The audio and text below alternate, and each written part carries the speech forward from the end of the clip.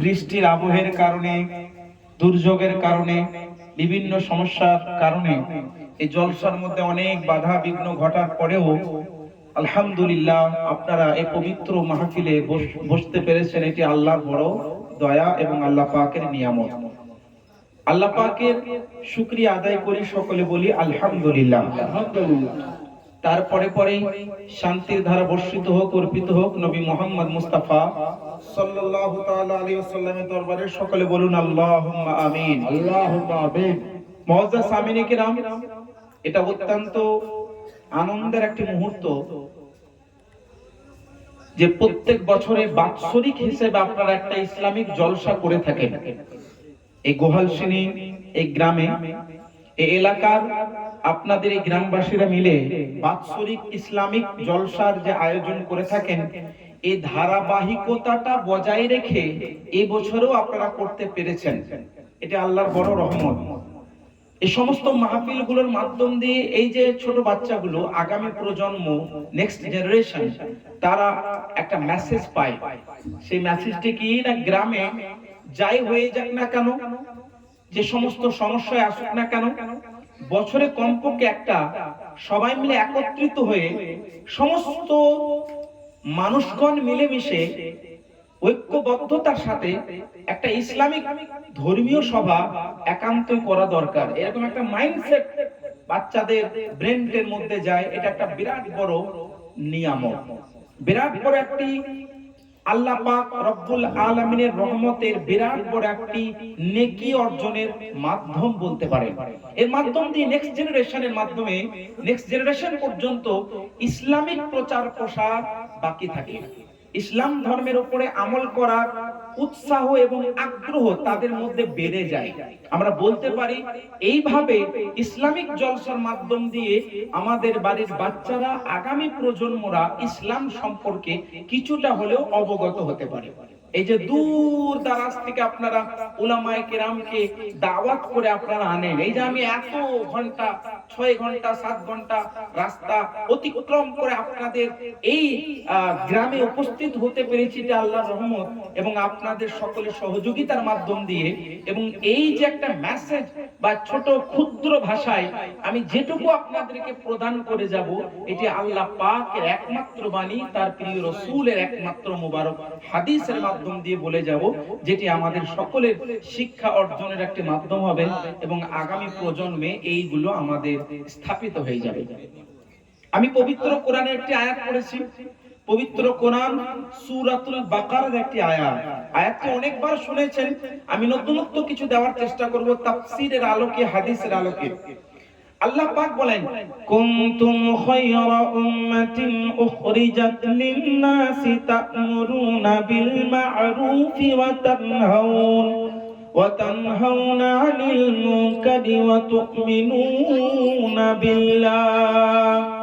আল্লাহ পাক বলছেন, কুনতুম, তোমরা, খায়রা উম্মাতিন, তোমরাই শ্রেষ্ঠ উম্মত, উখরিজাত লিন-নাস, যে উম্মতকে বের করা হয় মানবের জন্য, যে মানব সকলের উদ্দেশ্যে তোমরা উত্তম শ্রেষ্ঠ উম্মতি।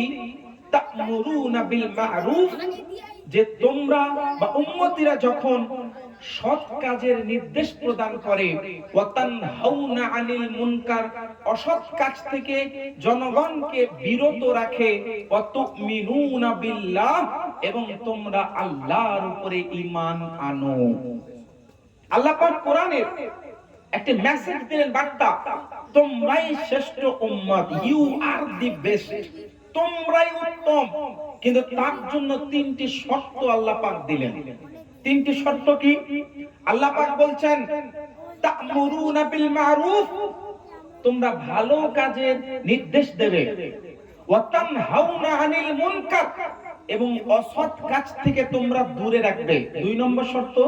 3 নম্বর শর্ত, ওয়া তু'মিনুনা বিল্লাহ, এবং তোমরা নিজেরাও আল্লাহর উপরে বিশ্বাসী হবে। এই 3টি শর্ত যদি পূর্ণ হয়, তোমরা হবে শ্রেষ্ঠ উম্মত, তোমরা হবে উত্তম উম্মত, এবং তোমরা হবে সবথেকে মনোনীত মানব। এটা এটা আল্লাহ পাকের বার্তা, আল্লাহ পাকের বাণী। আজকে বিভিন্ন ক্ষেত্রে দেখা যায় আজকে আমরা মুসলমান আমরা একটা প্রবলেম পেশ করে থাকি, একটা সমস্যা মানবের সামনে উপস্থাপন করে থাকি। সেই সমস্যাটি হচ্ছে এই যে হুজুর আজকে মুসলমান উত্থান পতনের মাধ্যম দিয়ে আজকে একেবারে পতনের দিকে চলে গেছে। উচ্চতার শিখরে যাওয়ার পরে আজকে পতনের দিকে কেন? আজকে মুসলিম সমাজ কেন এত দুর্ভিক্ষের শিকার হচ্ছে? মুসলিম সম্প্রদায় এত বেশি সমস্যার সম্মুখীন কেন হচ্ছে? তারা এত কেন পতনের দিকে যাচ্ছে? এইরকম একটা প্রবলেম, একটা সমস্যা আমরা সবাই বলে থাকি। আজকে যেখানেই যাই বিভিন্ন ক্ষেত্রে দেখা যায় মুসলমানগণকে টার্গেট করা হয়। সে কেন টার্গেট করা হলো, কে করলো, সে বিষয়টা সম্পূর্ণ আলাদা। কিন্তু আমি আপনার থেকে বলতে চাই, একটা ইসলামের স্বর্ণযুগ ছিল, গোল্ডেন এরা, গোল্ডেন টাইম, এমন একটি সময় যে সময়টাকে ইসলামের স্বর্ণযুগ বলা হয়। ওই সময়টা কোন সময়? আল্লাহ রাসূল সাল্লাল্লাহু তাআলা আলাইহি ওয়াসাল্লাম বলছেন, খায়রুল কুরুনি করনি, সমস্ত যুগের শ্রেষ্ঠ যুগ হচ্ছে আমার যুগ। বলুন সুবহানাল্লাহ।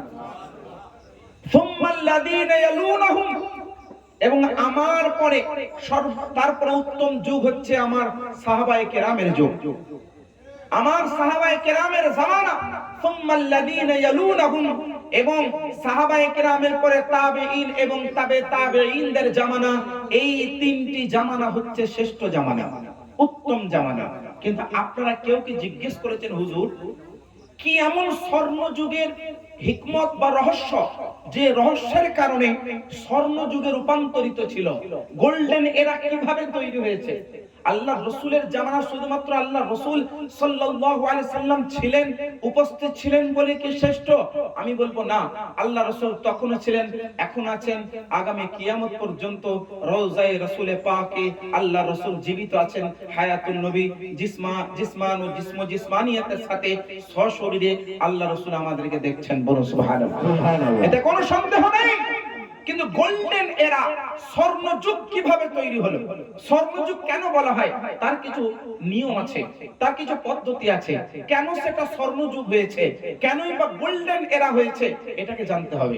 আপনি যদি জেনে নেন, আমি আপনাকে বলছি ওই গোল্ডেন এরা আল্লাহর রাসূলের জামানা যদিও না ফিরে আসে, সাহাবীদের জামানা যদিও না ফিরে আসে, আপনি ওই সমস্ত যদি সূত্রগুলো, রহস্যগুলো, হিকমতগুলো, নিয়মগুলোকে গেঁথে নিয়ে আপনি নিজে অ্যাপ্লাই করেন, নিজেদের সমাজে যদি অ্যাপ্লাই করা হয়, আমাদের এই যুগে যদি ওইগুলোকে অ্যাপ্লাই করা হয়, ইনশাআল্লাহ রাসূলের পাকের ওসিলায় সাহাবায়ে কেরামের মুহাব্বতে ওই রকম গোল্ডেন এরা এখনো তৈরি হওয়া সম্ভব। কিন্তু হবে কিভাবে? সে গোল্ডেন এরা কেমন ভাবে ছিল? আমি আপনাদেরকে পবিত্র কোরআনের একটি আয়াত পড়ে শোনাই। আল্লাহ পাক বলছেন, ইন্নাল্লাহা লা ইউগাইয়িরু মা বিকওমিন হাত্তা ইউগাইয়িরু মা বিআনফুসিহিম। আল্লাহ বলছেন নিশ্চয় লা ইউগাইয়িরু মা বিকওমিন, আল্লাহ কোন গোত্রকে পরিবর্তন করে না। अल्लाह किसी कौम को नहीं बदलता है, अल्लाह कोनो कौम के परिवर्तन करे ना। हत्ता युगय्यिरु मा बिअनफुसिहिम, যতক্ষণ না পর্যন্ত তোমরা নিজেরা পরিবর্তন হবে। তার মানে আমরা নিজেদের মধ্যে কিছু পরিবর্তন ঘটিয়েছি, যার কারণে আজকে আমাদের পতনের শিকার হতে হচ্ছে। নিশ্চয়ই আমাদের মধ্যে কোনো দুর্বলতা আছে, নিশ্চয়ই আমাদের মধ্যে কোনো কমজোরি আছে, যে কমজোরিটির কারণে আজকে আমরা পতনের মুখোমুখি হয়েছে। এবার বলবেন হুজুর সমস্যা তো সবাই বলে, but what is the solution of this problem? সমস্যার সমাধান কোথায় খুঁজে পাবো? আমি আপনাকে বলছি আগে সমস্যাকে চিনুন, আগে প্রবলেমটাকে বুঝুন। আপনাকে বুঝতে হবে সমস্যাটা কোথায়, কারণ সমস্যা না বোঝা পর্যন্ত সমাধান খুঁজে পাওয়া সম্ভব নয়। সমাধান যদি বলেও দিই, ওটিকে আপনি আমি অ্যাপ্লাই করতে পারবো না যতক্ষণ পর্যন্ত সমস্যার গোড়া পর্যন্ত আমি না যাব। আসলে আগে শুনি সমস্যাটা কেন হয়েছে। এই যে কোরআনের আয়াত, ইন্না কুনতুম খায়রা উম্মাতিন উখরিজাত লিন-নাস, যে আয়াতটি পড়লাম সূরাতুল বাকারা 2 নম্বর পারা 3 নম্বর পৃষ্ঠার এটি আয়াত। আল্লাহ পাক রব্বুল আলামিন যে বলছেন তোমরাই হলে শ্রেষ্ঠ উম্মতি, এই আয়াতের ব্যাখ্যায় ইমাম ইবনে কাসির রাহিমাহুল্লাহ তাফসিরে ইবনে কাসিরের মধ্যে ব্যাখ্যা করছেন এবং একটা হাদিস নিয়ে এসেছেন। একটা হাদিস আনার পরে বলছেন এই আয়াতটি পড়ার পরে আল্লাহ রাসূল সাল্লাল্লাহু আলাইহি সাল্লাম মসজিদে নববী শরীফের মিম্বারের উপরে দাঁড়িয়েছিলেন। জা রাজুলুন ইলা রাসূলিল্লাহ সাল্লাল্লাহু আলাইহি সাল্লাম, হঠাৎ করে একজন ব্যক্তি বুঝলেন আল্লাহর নবীর দরবারে হাজির হয়ে গেলেন। একজন ব্যক্তি হাজির হয়ে যাওয়ার পরে আল্লাহর নবীর দরবারে আরজ করতে লাগলেন, ইয়া রাসূলুল্লাহ আইয়ুন নাসি খায়র। ইয়া রাসূলুল্লাহ, আপনি বললেন শ্রেষ্ঠ উম্মতি আমরা, তো শ্রেষ্ঠ উম্মতি হওয়ার জন্য শ্রেষ্ঠ মানুষ কোনটা? কোন মানুষটিকে শ্রেষ্ঠ বলবো? আল্লাহ রাসূলকে জিজ্ঞেস করা হলো। কারণ একটা সমাজ উত্তম তখন হবে যখন সমাজের প্রত্যেক নাগরিক, প্রত্যেক মানুষ শ্রেষ্ঠ হবে। তো আল্লাহ রাসূলকে তখন আরজ করছেন, ইয়া রাসূলুল্লাহ আইয়ুন নাসি খায়র, উত্তম মানব কোনটা, উত্তম মানুষ কোনটি? আল্লাহ রাসূল বলছেন, শোনো, খায়রুন নাস আকরাউহুম, তোমাদের মধ্যে উত্তম হবে ওই বান্দা যে বেশি কোরআন পড়া জানে। বলুন সুবহানাল্লাহ। সুবহানাল্লাহ। আল্লাহ রাসূল বলেন খায়রুন নাস আকরাউহুম ওয়া আতকাহুম লিল্লাহ ওয়া আমারুহুম বিল মা'রুফ ওয়া আনহাহুম আনিল মুনকার ওয়া আওসালুহুম লিররাহিম। বলুন সুবহানাল্লাহ। এতগুলি শর্ত আল্লাহ রাসূল বলেন খায়রুন নাস, তোমাদের মধ্যে উত্তম মানব সেই মানব আকরাউহুম, তাদের মধ্যে বা তোমাদের মধ্যে যে বেশি কোরআন পড়তে পারে। আর দুই নম্বর ওয়া আতকাহুম লিল্লাহ, এবং তোমাদের মধ্যে বা তাদের মধ্যে মানুষদের মধ্যে যে বেশি আল্লাহর ভয় অন্তরে রাখবে, বেশি ভয় আল্লাহ নিজের অন্তরে প্রতিষ্ঠিত করবে। ওয়া আমারুহুম বিল মা'রুফ, আর তোমাদের মধ্যে সবথেকে বেশি সৎ কাজের নির্দেশ প্রদানকারী হবে। ওয়া আনহাহুম আনিল মুনকার, এবং অসৎ কাজ থেকে সর্বদা বিরত রাখে এমন বান্দা। আর আরেকটি শর্ত ওয়া আওসালুহুম লিররাহিম, তোমাদের মধ্যে সবথেকে বেশি যে আত্মীয়তা বজায় রাখে, অর্থাৎ সম্পর্কে ভাঙে না, সম্পর্ককে গড়ে দেয়, এমন ব্যক্তি তোমাদের মধ্যে উত্তম এবং শ্রেষ্ঠ বলে বিবেচিত হবে। তাহলে কতগুলি শর্ত পেলেন? এক নম্বর হচ্ছে আপনার কোরআন বেশি বেশি পড়বে, আর দুই নম্বর হচ্ছে আল্লাহর ভয় বেশি রাখবে, তিন নম্বর সৎ কাজে নির্দেশ দেবে, চার নম্বর অসৎ কাজ থেকে দূরে রাখবে, আর পাঁচ নম্বর শর্ত হলো যে বান্দা সম্পর্ক গড়বে, সম্পর্ক ভাঙবে না। তাহলে শ্রেষ্ঠ মানুষের মধ্যে বলে না বেস্ট ম্যান, ভালো মানুষ কোনটা?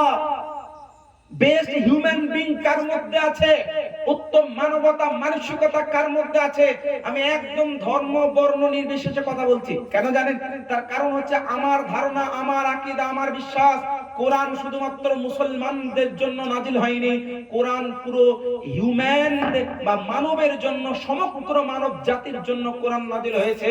সমগ্র মানবের জন্য অনিবার্য হলো কোরআন মোতাবেক চলবে। কেউ যদি ইসলাম গ্রহণ না করেছে, কোরআনের দোষ নয়, তার দোষ নয়, কেন ইসলাম গ্রহণ করেনি। তো কোরআন সবার জন্য, the complete code of life. Quran হচ্ছে জীবন যাপনের নীতিমালা, কোরআন হচ্ছে লাইফস্টাইল গ্রহণ করার মাধ্যম। কোরআন বলছে কি রকম আপনার লাইফস্টাইল হবে। কোন হিরো হিরোইনকে দেখে আপনার লাইফস্টাইল পরিবর্তন হবে না। Don't change your lifestyle. নিজের জীবন যাপনের ধারা নিয়ম নীতিকে কোন হিরো হিরোইন অ্যাক্টর অ্যাক্ট্রেসকে দেখে পরিবর্তন করবেন না। কোরআন বলছে, পবিত্র কোরআন আপনাকে বলছে ইউ গট টু, নিজেকে সর্বদা কি করো, ইউ গট টু অ্যাপ্লাই। এই সমস্ত নিয়ম নীতিগুলো নিজের জীবনে অ্যাপ্লাই করা অনিবার্য, কারণ কোরআন হচ্ছে আমাদের লাইফস্টাইলের একমাত্র ধারা, একমাত্র নীতিমালা। বলুন সুবহানাল্লাহ। এবার বিষয়বস্তু হলো কোরআন যেহেতু আমাদের সব থেকে উত্তম, কোরআন যেহেতু আমাদের সবার জন্য নীতিমালা, কোরআন যেহেতু আমাদের লাইফস্টাইলের ব্যবস্থাপনা, কিন্তু আজকে আমরা কোরআনকে দূরে রাখছি। আর আল্লাহর রাসূল উত্তম মানুষ তাকে বললেন যে কোরআন বেশি পড়ে।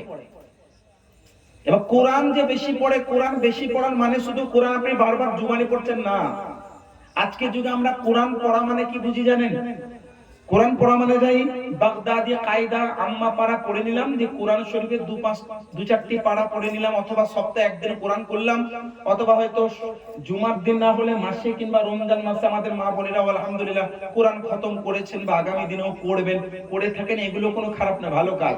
আমি এটা বলতে চাই না, আমরা বলার বিষয় হলো আল্লাহ রাসূল এখানে আকরাউহুম মানে তোমাদের মধ্যে কোরআন বেশি পড়া জানে, এর মানে শুধু কোরআন তেলাওয়াত করা নয়। আপনারা অবাক যাবেন, কোরআন শুধু তিলাওয়াত করার জন্য নাজিল হয়নি।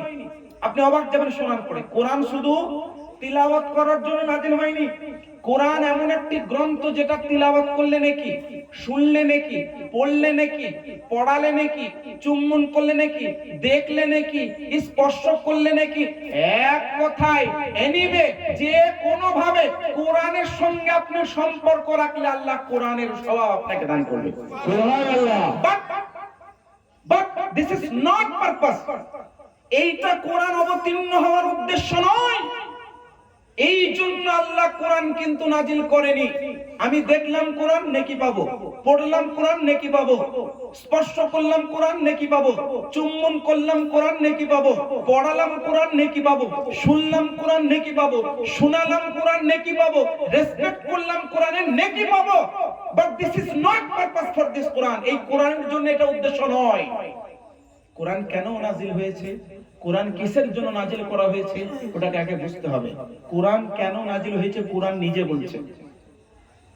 কোরআন কেন অবতীর্ণ করা হয়েছে কোরআন নিজে বলছে, ইন্না হাদাল কোরআন ইয়াহদি লিল্লাতি হিয়া আকওয়াম। নিশ্চয়ই কোরআন যে মানবকে হিদায়াত দান করে, কোরআন পড়ে মানুষ সঠিক রাস্তায় পরিচালিত হতে পারবে। আজকে আমরা কতজন আছি যে কোরআনকে পড়বো এবং বুঝবো?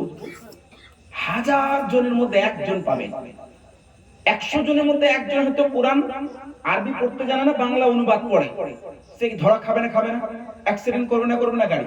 সে আনারে যদি ড্রাইভার হয়, এখানে ওখানে আপনার খাল নালা বুঝবে না, এখানে ওখানে চাকা ফেলে দিয়ে পড়ে যাবে। তো কোরআন যদি আরবি কেউ না জানে, একদম আরবিতে একদম অনভিজ্ঞ, বিজ্ঞ নয়, ওই ব্যক্তি যদি শুধু অনুবাদ পড়ে, আপনি বলুন কোরআনের মর্মের মটাও বুঝবে? বুঝবে গো?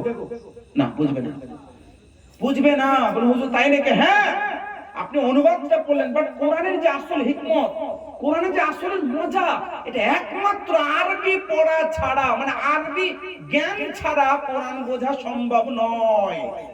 এটা তো আলাদা ব্যাপার যে আজকে গুগল থেকে, চ্যাটজিপিটি থেকে অনেকেই কোরআন পড়ছে আর মুফতিদের সঙ্গে, আলেমদের সঙ্গে তর্ক বিতর্কে জুড়ে যাচ্ছে। এটা তাদের পার্সোনালি ব্যাপার, এটা নিয়ে কথা বলতে চাই না। আমার বলার উদ্দেশ্য হলো এটাই, আল্লাহ কোরআন যে উদ্দেশ্যে নাজিল করেছে, ওই উদ্দেশ্যটা আজকে আমরা পালন করছি না, হ্যাঁ কি না? না, পতন তো নিশ্চিত। আমাদের আজকে পতন তো নিশ্চিত, কারণ কোরআন বলছে আমাকে পড়ো তুমি রাস্তা পাবে। বাট কোরআনকে আমরা আমাদের কাছ থেকে অনেক দূরে সরিয়ে দিয়েছি। কোরআনকে আজকে আমরা অনেক দূরে ফেলে দিয়েছি। আজকে অনেকে বলছেন হুজুর আমরা মুসলমান, কোরআন পড়ি, নামাজ পড়ি, ইবাদত করি, কিন্তু তারপরেও আমাদের পতন কেন? তারপর আজকে আমাদের উন্নতি নেই কেন, ডেভেলপ কেন করতে পারছি না?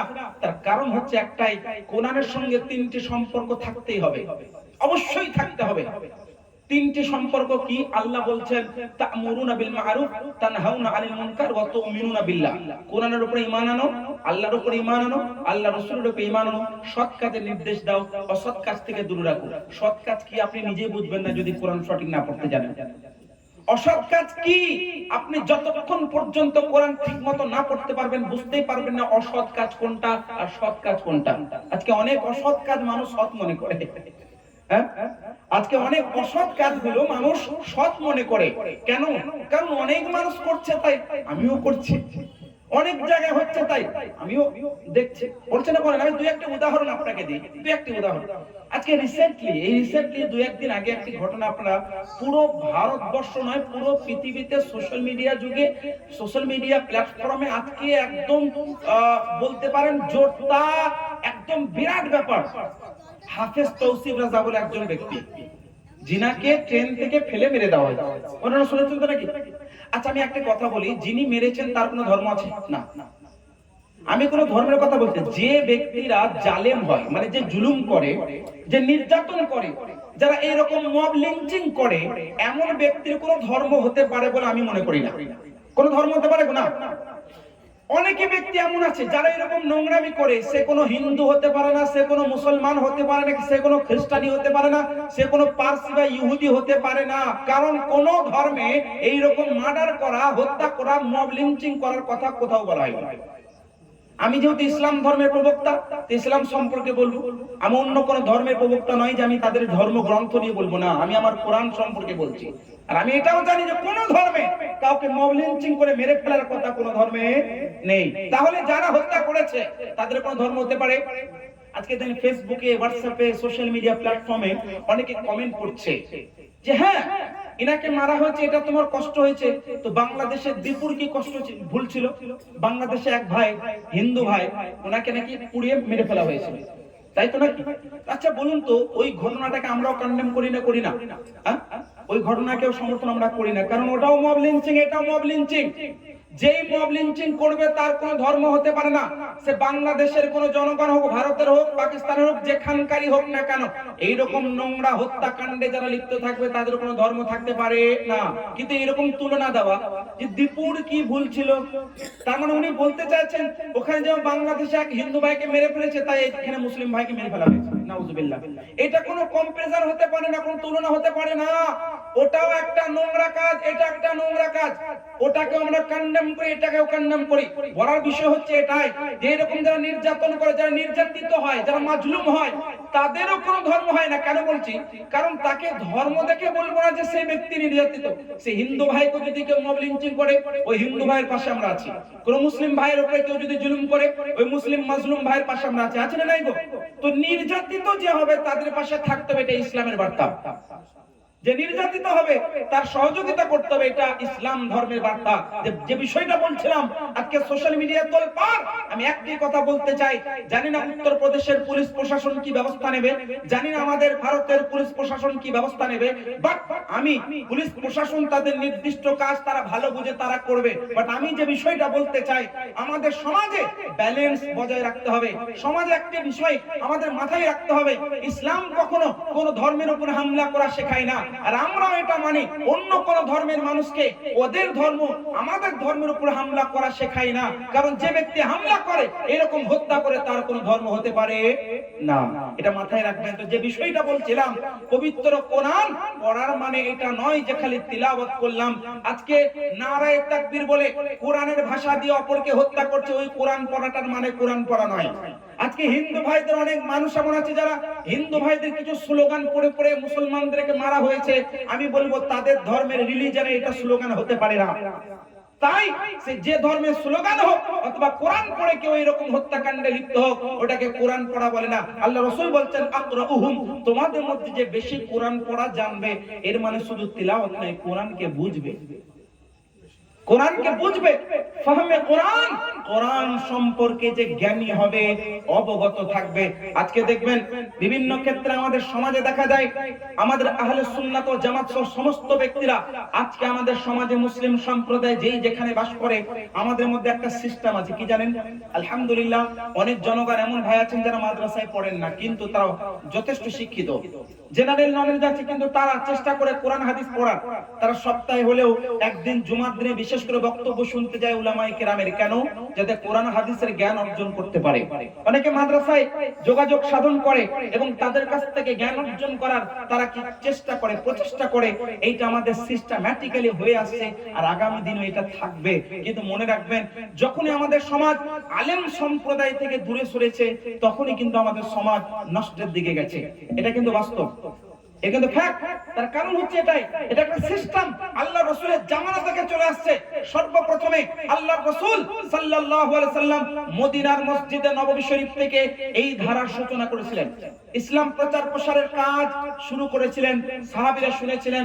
সাহাবীদের কাছ থেকে, ওই সব সাহাবীরা যারা নবীর কাছে দরবারে আসতে পারতেন না, তারা অন্য সাহাবীর কাছ থেকে শিখতেন। সাহাবীর পরে তাবিঈনগণ সাহাবীর কাছে শুনতেন, তাদের কাছ থেকে তাবিঈনরা শুনতেন। এই যে শোনার পদ্ধতি, সিস্টেম্যাটিক্যালি ইসলাম প্রচার প্রসার, এটা যুগ যুগ ধরে হয়ে আসছে, আগামীতেও হবে, হয় কি না? কিন্তু এইটা আমাদের ছেড়ে দিলে হবে না। আল্লাহ রাসূল বলেছেন তোমাদের মধ্যে শ্রেষ্ঠ সেই ব্যক্তি যে ব্যক্তি কোরআন বেশি জানবে। ওই জন্য কোরআন নিজে পড়ুন, বোঝার চেষ্টা করুন, এবং যে কোরআন বোঝে you have to respect him, তার সম্মান করাও শিখুন। তার কারণ আল্লাহ পাক রব্বুল আলামিনের রহমতে আপনার উপরে আল্লাহ পাক বরকত এবং রহমত কিন্তু নাজিল করবেন। তো এইগুলো হচ্ছে আমাদের মূল প্রবলেম, যেগুলো আমাদের মধ্যে আমি এই 5টি শর্তের মধ্যে একটি শর্ত ব্যাখ্যা করলাম। 2 নম্বর ব্যাখ্যা, আল্লাহ রাসূল বলেছেন ওয়াত্তাকুম লিল্লাহ, তোমাদের মধ্যে আল্লাহর ভয় অন্তরে যে রাখবে। আচ্ছা, আল্লাহর ভয় মানে কি আমরা কাঁপবো? না না না, আল্লাহ রব্বুল আলামিনের নাম শুনে খালি শুধুমাত্র কেঁপে উঠবো না। আল্লাহর ভয় মানে এটা বুঝতে হবে।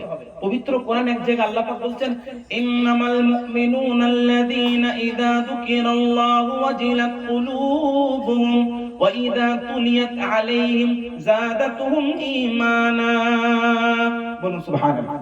আল্লাহ বলছেন নিশ্চয় ইন্নামাল মুমিনুন, তারাই হচ্ছে একমাত্র মুমিন, আল্লাযীনা ইযা যুকিরাল্লাহ, যখন আল্লাহর নাম তাদের কাছে নেওয়া হয়, ওয়াজিলাত কুলুবুহুম, তাদের অন্তর ফেটে যায়, কেঁপে ওঠে, অন্তর প্রকম্পিত হয়ে যায়, ওয়া ইযা তুলিয়াত আলাইহিম, আর যখন তাদের সামনে কোরআন করা হয়, যাদাতুহুম ঈমানা, তাদের ঈমান, তাদের কোরআন শোনার বরকতে আল্লাহ বাড়িয়ে দেয়। সুবহানাল্লাহ। এটা মুমিনদের কর্তব্য, মুমিনদের বৈশিষ্ট্য, মুমিনদের কোয়ালিটি।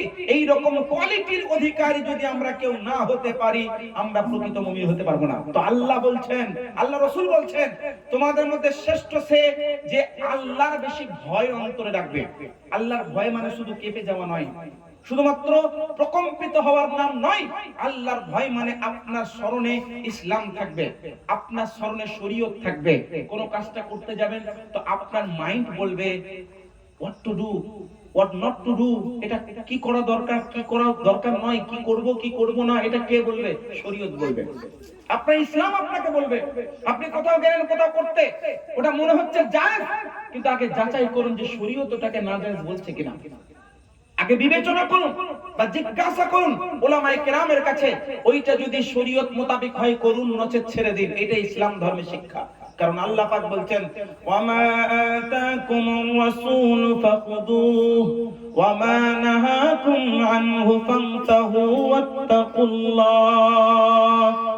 তোমাদেরকে রাসূল যেটা দান করবেন গ্রহণ করো, রাসূল যেগুলো থেকে বিরত রাখবেন দূরে থাকো। তার মানে কোন কাজ করা এবং না করা একমাত্র it is world dependent, one sharia, one saying of the prophet Muhammad sallallahu alaihi wasallam। আমি আপনি কেউ ডিসাইড করব না কোনটা করা ঠিক, কোনটা করা ঠিক নয়। আল্লাহ রাসূল আমাদেরকে বলে গেছেন কোনটা করবেন, কোনটা করবেন না, কোনটা করা উচিত, কোনটা অনুচিত, এটা একমাত্র শরীয়তে মুহাম্মদী আমাদেরকে বলেছে। আর এইটা মাথায় রাখতে হবে।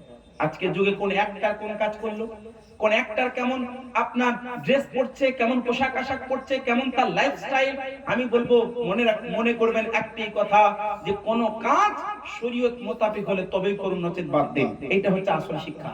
তা এইটা হচ্ছে আল্লাহর ভয়। এটাকে আল্লাহর ভয় বলে। আল্লাহর ভয় মানে কেঁপে যাওয়া নয়। কোন একটা ভয়ঙ্কর জিনিস দেখে যেমন আমরা কেঁপে যাই, কোন একটা ভয়ঙ্কর জিনিস দেখলে আমরা যেমন প্রকম্পিত হয়ে যাই, আল্লাহ পাকের ভয়ের মানে এটা নয়। আল্লাহর ভয় মানে এটা, কোনটা করবেন কোনটা করবেন না শরীয়তে মুহাম্মদে ডিসাইড করবে, আর ওই মোতাবেক চলার নাম হচ্ছে একমাত্র তাকওয়া। তো আল্লাহ রাসূল বলছেন তোমরা শ্রেষ্ঠ যখন তোমাদের মধ্যে বেশি আল্লাহর ভয় অন্তরে রাখবে। আর আল্লাহর ভয় বেশি রাখলে কি হয় জানেন? আল্লাহ পাক খাস রহমত দান করে। কোরআনে একটি আয়াত আছে, ইন্না আকরামাকুম ইনদাল্লাহি আতকাকুম। একজন বিখ্যাত সাহাবী, আমিরুল মুমিনিন খলিফাতুল মুসলিমিন, প্রথম খলিফা বলা হয় সাইয়্যিদুনা আমিরুল মুমিনিন আবু বকর সিদ্দিক রাদিয়াল্লাহু তাআলা আন, ইনার শান, ইনার মর্যাদা, ইনার সম্মান প্রকাশের জন্য আল্লাহ আয়াতটি নাযিল করেছেন। বলো সুবহানাল্লাহ। সুবহানাল্লাহ। আল্লাহ বলছেন ইন্না আকরামাকুম ইনদাল্লাহ, নিশ্চয়ই তোমাদের মধ্যে আল্লাহর নিকটে সবথেকে উত্তম সেই বান্দা, আতকাকুম, তোমাদের মধ্যে সবথেকে বেশি আল্লাহর ভয় যে অন্তরে রাখে। অবাক যাবেন, আল্লাহ নবী একদা মসজিদে নববী শরীফের, মদিনার মসজিদে নববী শরীফে দাঁড়িয়ে গেলেন। ঘটনা অনেকবার শুনেছেন, আমি ঘটনা বলার আমার উদ্দেশ্য নয়, আমি আপনাদেরকে বোঝানোর চেষ্টা করছি। আল্লাহ রাসূল দাঁড়িয়ে গেলেন, দাঁড়িয়ে যাওয়ার পরে বলছেন, ইসলাম ধর্মে তোমাদের কিছু সহযোগিতার দরকার। অমুক যুদ্ধের জন্য বা অমুক কাজের জন্য তোমাদের কিছু মালি তাআউন অর্থাৎ আর্থিক সহযোগিতা তোমাদের লাগবে। তোমরা যে যতটা পারবে নিজ সাধ্য মোতাবেক আল্লাহর রাস্তায় দান করো। অবাক যাবেন, হযরত উসমান গনি রাদিয়াল্লাহু আনহু বিখ্যাত মালদার সাহাবী, যিনাকে আল্লাহ অনেক মাল দৌলত দান করেছিলেন। হযরত উসমান যুন্নুরাইন রাদিয়াল্লাহু তাআলা আনহু বুঝলেন, উনি নিজের সম্পদ একদম যত ছিল সমস্ত সম্পদকে দুই ভাগে ভাগ করলেন, আর পুরো সম্পদের অর্ধেক সম্পদ আল্লাহর রাস্তায় বিলীন করে দিয়ে আল্লাহ রাসূল বলছেন, ইয়া রাসূলুল্লাহ ইন্না হাদা নিসফু মালি, এটা হচ্ছে আমার অর্ধেক সম্পত্তি, এটা আমার অর্ধেক সম্পদ। উনি দান করে দিলেন, বিলীন করে দিলেন। হঠাৎ করে আল্লাহ রাসূল দেখছেন আরেকজন ব্যক্তি, যিনি হচ্ছেন প্রথম খলিফা, আমিরুল মুমিনিন, খলিফাতুল মুসলিমিন সাইয়্যিদুনা আবু বকর সিদ্দিক রাদিয়াল্লাহু আনহু একটা পুটলি নিয়ে বুঝলেন, এইভাবে হিলে হিলে তুলে বুঝলেন, একটি পুটলিকে এনে আল্লাহ রাসূলের দরবারে হাজির করে দিলেন। হাজির করার পরে আল্লাহ রাসূল জিজ্ঞেস করছেন, এ আবু বকর এটা কি? আল্লাহ রাসূলের দরবারে হযরত আবু বকর সিদ্দিক বলছেন, ইয়া রাসূলুল্লাহ এইটা আমি আল্লাহর রাস্তায় আপনার দরবারে আমি বিলীন করে দিলাম। তখন আল্লাহ রাসূল একটি প্রশ্ন করেছিলেন, উত্তরটা শুনলে আপনাদের লোম দাঁড়িয়ে যাবে, আপনাদের লোম দাঁড়িয়ে যাবে। হযরত আবু বকর সিদ্দিক বলছেন, ইন্না হাদা জামিউ মালি, ইয়া রাসূলুল্লাহ আমি আমার সব সম্পত্তি আল্লাহর রাস্তায় বিলীন করে দিলাম, আমি আল্লাহর রাস্তায় দান করে দিলাম, সব মাল দৌলত আমার কাছে যা ছিল আমি আপনার দরবারে হাজির করে দিলাম। আল্লাহ রাসূল বলছেন, এ ইয়া আবা বকরিন মা তারাকতা লি আহলিক, আল্লাহ রাসূল বলছেন, ইয়া আবা বকর মা তারাকতা লি আহলিক, এ আবু বকর তোমার বাড়ি, তোমার স্ত্রী, তোমার সন্তান সন্ততি, তোমার ঘর বাড়ি, তোমার বাড়ির লোকের, তোমার সদস্যগণ, তোমার আল আওলাদ, তাদের জন্য কি রাখলে, তাদের জন্য কি রাখলে? আপনি অবাক যাবেন। আজকের যুগে আমরা মনে করি আল্লাহর ভয় মানে শুধুমাত্র কেঁপে যাওয়া, না না, আল্লাহর ভয় কাকে বলে দেখেন, আল্লাহর রাসূলের দরবারে আল্লাহর রাসূলের বিখ্যাত সাহাবী হযরত আবু বকর সিদ্দিক বলেন, ইয়া রাসূলুল্লাহ ইয়া হাবিবাল্লাহ ইন্নী তারাকতু হুব্বাকা ওয়া হুব্বাল্লাহ, এ আল্লাহর রাসূল আমি আমার বাড়ির জন্য আল্লাহ এবং আল্লাহর রাসূলের মুহাব্বতটা রেখে এলাম। हुब्बे खुदा और इश्क़े नबी को हमने छोड़ आया है अल्लाह के भरोसे, और ये सारा का सारा माल आपकी बारगाह में। এটা হচ্ছে হযরত আবু বকর সিদ্দিক রাদিয়াল্লাহু আনহুর জবানি উত্তর। এখান থেকে উত্তর পাওয়া যায় যে একমাত্র তাকওয়া আল্লাহ রাব্বুল আলামিনের ওই সময়ে আল্লাহ রাসূলের সাহাবীদের মধ্যে হযরত আবু বকর সিদ্দিকের মধ্যে কতটা পূর্ণভাবে ছিল, এর একটি উদাহরণ আমরা পেয়ে গেলাম। আজকে দেখবেন যারা এখানে জলসা কমিটি আয়োজন করেছেন তারা অনেক অবাক, হয়তো এটা উপলব্ধি করতে পেরেছেন। এই একটা জলসা করার জন্য বিভিন্ন জায়গায় যেতে হয়, বাড়িতে বাড়িতে যেতে হয়, চাঁদা কালেকশন করতে হয়। এটা ইসলামের জন্য তো, মানুষের নিজস্ব কোনো তো স্বার্থ নয়। এই যে ভাই এরা যারা আছেন বা আমাকে যারা দাওয়াত দিয়েছেন, যারা আমাকে ফোন করছেন, আপনাদের জলসাটি এত বাধা বিঘ্নের মধ্য দিয়ে হচ্ছে, অবাক করার বিষয়। দুইবার ডেট হয়ে দুইবার ক্যান্সেল। তো আল্লাহ রাসূলের ওসিলা, আল্লাহ রাসূলের ওসিলাতে আল্লাহ পাকের রহমতে হচ্ছে, এটা বিরাট ব্যাপার। আল্লাহ তাআলা চাইলে জলসা কামিয়াব হবে, আমাদের আগামী প্রজন্মরা শিক্ষা লাভ করবে। বিষয়বস্তু এটাই, কারো কোন নিজস্ব স্বার্থ থাকে না। তো এটা উপলব্ধি করেছেন, হয়তো কোন বাড়িতে গেলেন একটা আশা নিয়ে, এখানে গেলে আমি এত টাকা পাবো, আল্লাহ রাস্তায় সে দান করবে, জানেন, গিয়ে দেখলেন তার অর্ধেকও দিল না, একটু নিরাশ হয়ে কেন দিল না? কিন্তু মনে রাখবেন আল্লাহর ভয় মানে শুধু এটা নয়, শুধু নামাজ পড়ার নাম আল্লাহর ভয় নাম নয়। আজকে আমরা অনেকে মনে করি ইবাদত মানে শুধু নামাজ। ইবাদতই শুধু নামাজ নয়, সব ইবাদতের মূল নামাজ। মানে শুধু যে নামাজটাই ইবাদত, না না না না, সমস্ত ইবাদতের সেরা ইবাদত নামাজ। কিন্তু সেরা হচ্ছে নামাজ, সেরা ইবাদত নামাজ, তার মানে আরো ইবাদত আছে। তার মানে শুধু নামাজটাই ইবাদত নয়, ইবাদত হচ্ছে নামাজ, কিন্তু আরো অনেক ইবাদত আছে। দান খয়রাত করা ইবাদত, চুগলখড়ি না করা ইবাদত, মিথ্যা না বলা ইবাদত, শব্দভার করা ইবাদত, ভালো চারিত্রিক নিজের মধ্যে তৈরি করা ইবাদত, মিষ্টি ভাষী মানুষের সামনে মিষ্টি কথা বলা ইবাদত, রাগান্বিত না হওয়া ইবাদত, কাউকে খারাপ কটু বাক্য ব্যবহার না করা ইবাদত, সবই ইবাদত। তো বিষয় উপলব্ধি করতে পেরেছেন। কেউ হয়তো দেখবেন মন খুলে দান করে, কেউ দেখবেন হয়তো একটু মুখ দেখিয়ে দান করে, কেউ হয়তো বার্ধক্যে দান করে, কেউ হয়তো কারো লজ্জায় দান করে। কিন্তু মনে রাখবেন এগুলো একটা তাকওয়ার পরীক্ষা।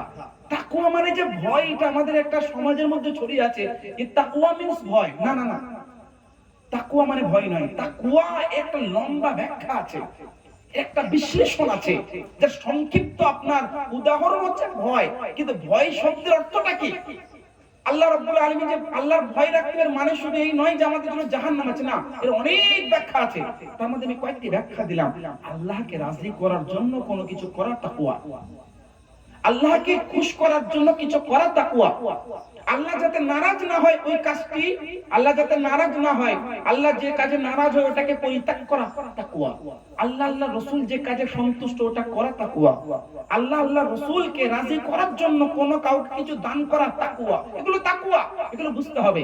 তো আল্লাহ রাসূল বলছেন ওয়া আতকাহুম লিল্লাহ, তোমাদের মধ্যে শ্রেষ্ঠ মানুষ সেই যে হচ্ছে তোমাদের মধ্যে সবথেকে বেশি আল্লাহর ভয় রাখে। আচ্ছা, এরপরে কি?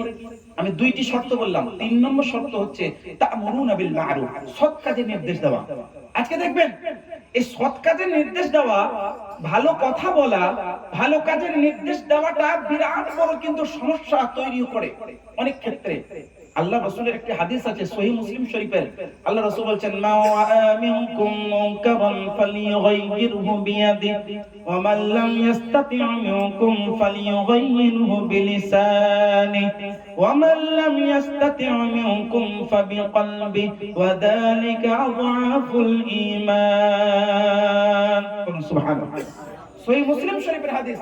আল্লাহ রাসূল বলছেন মান রাআ মিনকুম মুনকারা, তোমাদের মধ্যে যখন কেউ কাউকে খারাপ কাজ করতে দেখবে তখন কি করবে? ফালিয়ুগাইয়িরহু বিয়াদি, তুমি হাত দিয়ে বিরত রাখো।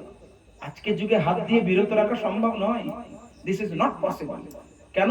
কারণ অনেক সময় আপনি হাত দিয়ে বিরত রাখতে গেলে আপনাকে হাত দিয়ে আরো দূর করে দেবে। হ্যাঁ কি না? কোন আমাদের বাবার বয়সী, চাচার বয়সী যদি কেউ খারাপ করতে, কোন বাচ্চার বয়সী কোন ছেলেকে যদি খারাপ কাজ করতে দেখে, ও হাত দিয়ে বিরত রাখতে গেলে ওই বুড়ো চাচা বা বাবার বয়সী লোককে হাত দিয়ে অনেক দূরে করে দেবে।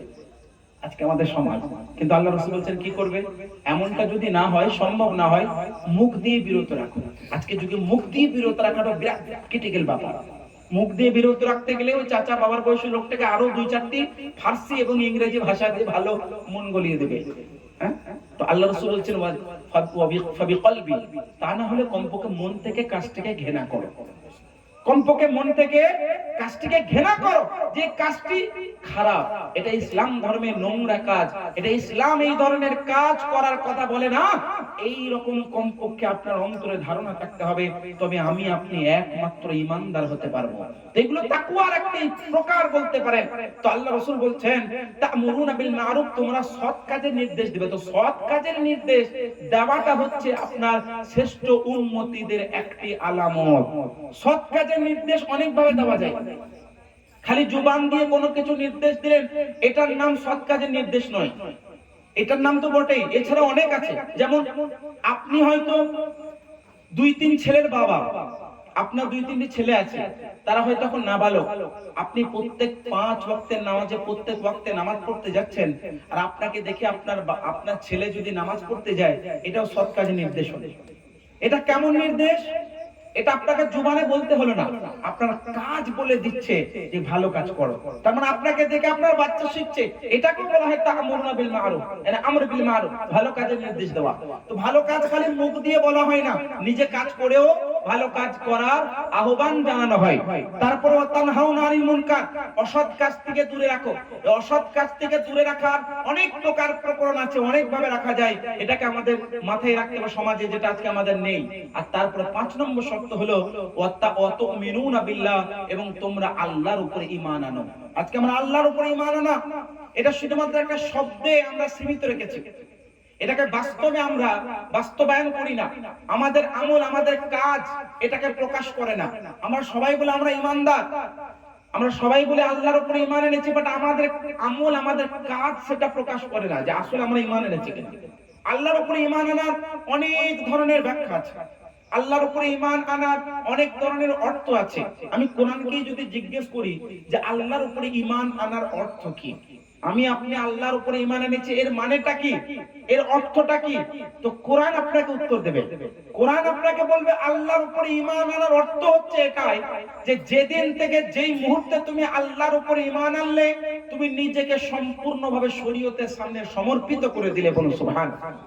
তার মানে যখন আমরা মুমিন হয়ে গেলাম, তখন আমাদের নিজস্ব কোন আমাদের নিজস্ব ধারণা, নিজস্ব রায়, নিজস্ব আপনার কথা অনুযায়ী নিজের জীবন যাপন করলে হবে না। শরীয়তে মুহাম্মদের সামনে নিজেকে সমর্পণ করে দিতে হবে। ওইটা হচ্ছে অ্যাকচুয়ালি প্রকৃত সঠিক মুমিন মুসলমানের আলামত। এটা আজকে আমাদের মধ্যে নেই। তো এইরকম কিন্তু আমাদের মধ্যে কোয়ালিটি আনতে হবে, গুণ আনতে হবে, তবে প্রবলেম গুলো দূর হবে। আর এই গুণগুলো আনলে অটোমেটিক্যালি সলিউশন বেরিয়ে আসবে, আর প্রবলেম গুলো ধীরে ধীরে ধীরে ধীরে চলতে থাকবে। এইটা হচ্ছে আসল সলিউশন, আসল সমাধান আমাদের সমাজকে ডেভেলপ করার, আমাদের সমাজকে উন্নতির শিখরে নিয়ে যাবার। এইগুলো হচ্ছে মূল তাবিজ, এগুলো হচ্ছে মূল পদ্ধতি, যেটা আল্লাহ রাসূলের জামানায়, সাহাবীদের জামানায়, তাবিঈনদের জামানায়, তবে তাবিঈনদের জামানার মধ্যে এগুলো দেখা ছিল। আপনি অবাক যাবেন, আল্লাহ রাসূল সাল্লাল্লাহু আলাইহি সাল্লাম যে সমস্ত বাণীগুলো বলে গেছেন, আল্লাহ পাক যে কোরআনে যেগুলো বলে গেছেন, তার কিছু রহস্য, তার কিছু হিকমত আছে। আমাদের আমল অনেক সময় এমন কাজে আসে, ভালো কাজ এমন সময় এমন আমাদের কাজে আসে, আপনি অবাক যাবেন। সহিহ বুখারী শরীফে একটি হাদিস আছে, হাদিসটির নম্বর হচ্ছে 2272, মানে 2272 নম্বর হাদিস, সহিহ বুখারী শরীফের সহিহ হাদিস। আল্লাহ রাসূল সাহাবীদের সামনে একটি ঘটনা বলছেন। আল্লাহ রাসূল বলছেন, তোমাদের সামনে আমি একটা ঘটনা বলছি। ঘটনাটি কি? কে তিনজন ইনতালাকা নাফারুম মান কানা ক্বাবলাকুম, তোমাদের অনেক পূর্বে যে আরো অনেক উম্মতির এসেছিল, অন্যান্য নবীদের জামানায়, মুসা নবীর জামানায়, ঈসা নবী আলাইহিস সালাতু ওয়াস সালামের জামানায় অনেক নবী এসেছেন, অনেক উম্মতি এসেছেন, অনেক নবীর উম্মতি এসেছে। তো আল্লাহ রাসূল বলছেন, ইনতালাকা সালাসাতু নাফারিম মান কানা ক্বাবলাকুম, তোমাদের অনেক পূর্বে তিনজন ব্যক্তি ছিল, তারা কোন একটা কাজে, ব্যবসা বাণিজ্যের কাজে বাইরে তারা গেছিল। এবার বাইরে আগেকার যুগে এরকম যানবাহনের ব্যবস্থা ছিল, এরোপ্লেন বলুন, বাস বলুন, ট্রেন বলুন, কার বলুন, এই সমস্ত কিছু ব্যবস্থাপনা ছিল না। সেই যুগে আপনারা উট বা ঘোড়ার মাধ্যম দিয়ে সফর হতো, সামুদ্রিক সফর হতো, অনেক দূর দারাজ তারা যেত। তো তিনজন ব্যক্তি, আল্লাহ রাসূল বলছেন, ওই তিনজন ব্যক্তি যখন সফর থেকে বাড়ি ফিরছিল, রাত্রি হয়ে যায়, রাতের আঁধারে অন্ধকারে কোথায় যাবে, তো তারা কি করেছিল, একটা পাহাড়ের যে গুহা হয়, গুহা অ্যাকচুয়ালি বলা হয়, অনেক বড় পাহাড়ের মধ্যে দেখবেন ফুটো থাকে, মানে গোল আকারের ফুটো, অনেক গর্ত, যেখানে আপনার ছোট্ট মুখটা কিন্তু ভিতরে গভীর থাকে, গভীর, এগুলোকে গুহা বলা হয়। তো আল্লাহ রাসূল বলছেন, ওই তিনজন ব্যক্তি নিজের সফর সম্পূর্ণ করার পরে তারা বাড়ি ফিরতে ফিরতে যখন রাত্রি হয়ে যায়, রাত্রির অন্ধকারে তারা সফরটাকে ওখানে স্টপ করে, এবং স্টপ করার পরে তারা রাত্রিটাকে অতিবাহিত করার জন্য কোন একটা জায়গা বিশ্রামের জন্য খোঁজ করতে লাগে। কিন্তু তারা কোনো বিশ্রামের জায়গা খুঁজে পায় না। তো তারা দেখলে একটা পাহাড়ের মধ্যে একটা গুহা আছে, মানে পাহাড়ের ফুটো। তো তিনজন কি ভাবলে, এখানে ঢুকে যাওয়া যাক, এখানে ঢুকে গেলে আমরা একটু বিশ্রাম করতে পারবো। তো তারা তিনজন ঢুকে যায়, কিন্তু অবাক যাবেন, তিনজন রাত্রে যখন ঢুকে যায়, ঢুকে ঘুমিয়ে যায়। সকালে এবার তো উঠে তারা বের হবে, উঠে দেখছে ওই পাহাড়ের যে গুহাগুলোর ফুটো হয়, ছোট্ট হয়, তো পাহাড়ের যে গুহার ছোট্ট ফুটো দিয়ে তারা তিনজন ঢুকেছিল, পাহাড়ের উপরে একটা অন্য বিরাট একটা মোটা পাথর এসে বুঝে পাহাড়ের দরজাটা বন্ধ হয়ে যায়, গুহাটা বন্ধ। গুহাটা যখন বন্ধ হয়ে গেল, তারা তো বের হতে পারবে না, তারা তখন বলছে, যা, এবার কি হয়ে গেল, গুহাতে তিনজন আর বেরোতে পারছে না। তারা তখন বলছে, হাউ টু ফাইন্ড, কিভাবে আমরা খুঁজবো এই রাস্তাটা, দরজাটা কিভাবে খুঁজবো, দেখতে তো কিছুই পাচ্ছি না, পাহাড় দরজা, গুহার দরজা বন্ধ, কিভাবে বেরোবো, কোনো রাস্তা নেই। তারা যখন বুঝে নিল নিশ্চিত ভাবে আমাদের মৃত্যু এবার নিশ্চিত, এবার আমাদের মৃত্যু ঘটবে, আর কোনো রাস্তা নেই, হয় এখানে পড়ে পড়ে মরে যাও, তাছাড়া কোনো রাস্তা নেই। কারণ অত বড় পাহাড় কিভাবে সরাবে, তিন সজনেও পারবে না, হাতে কি পারে নাকি, কোনো যন্ত্র নেই, কিছু নেই।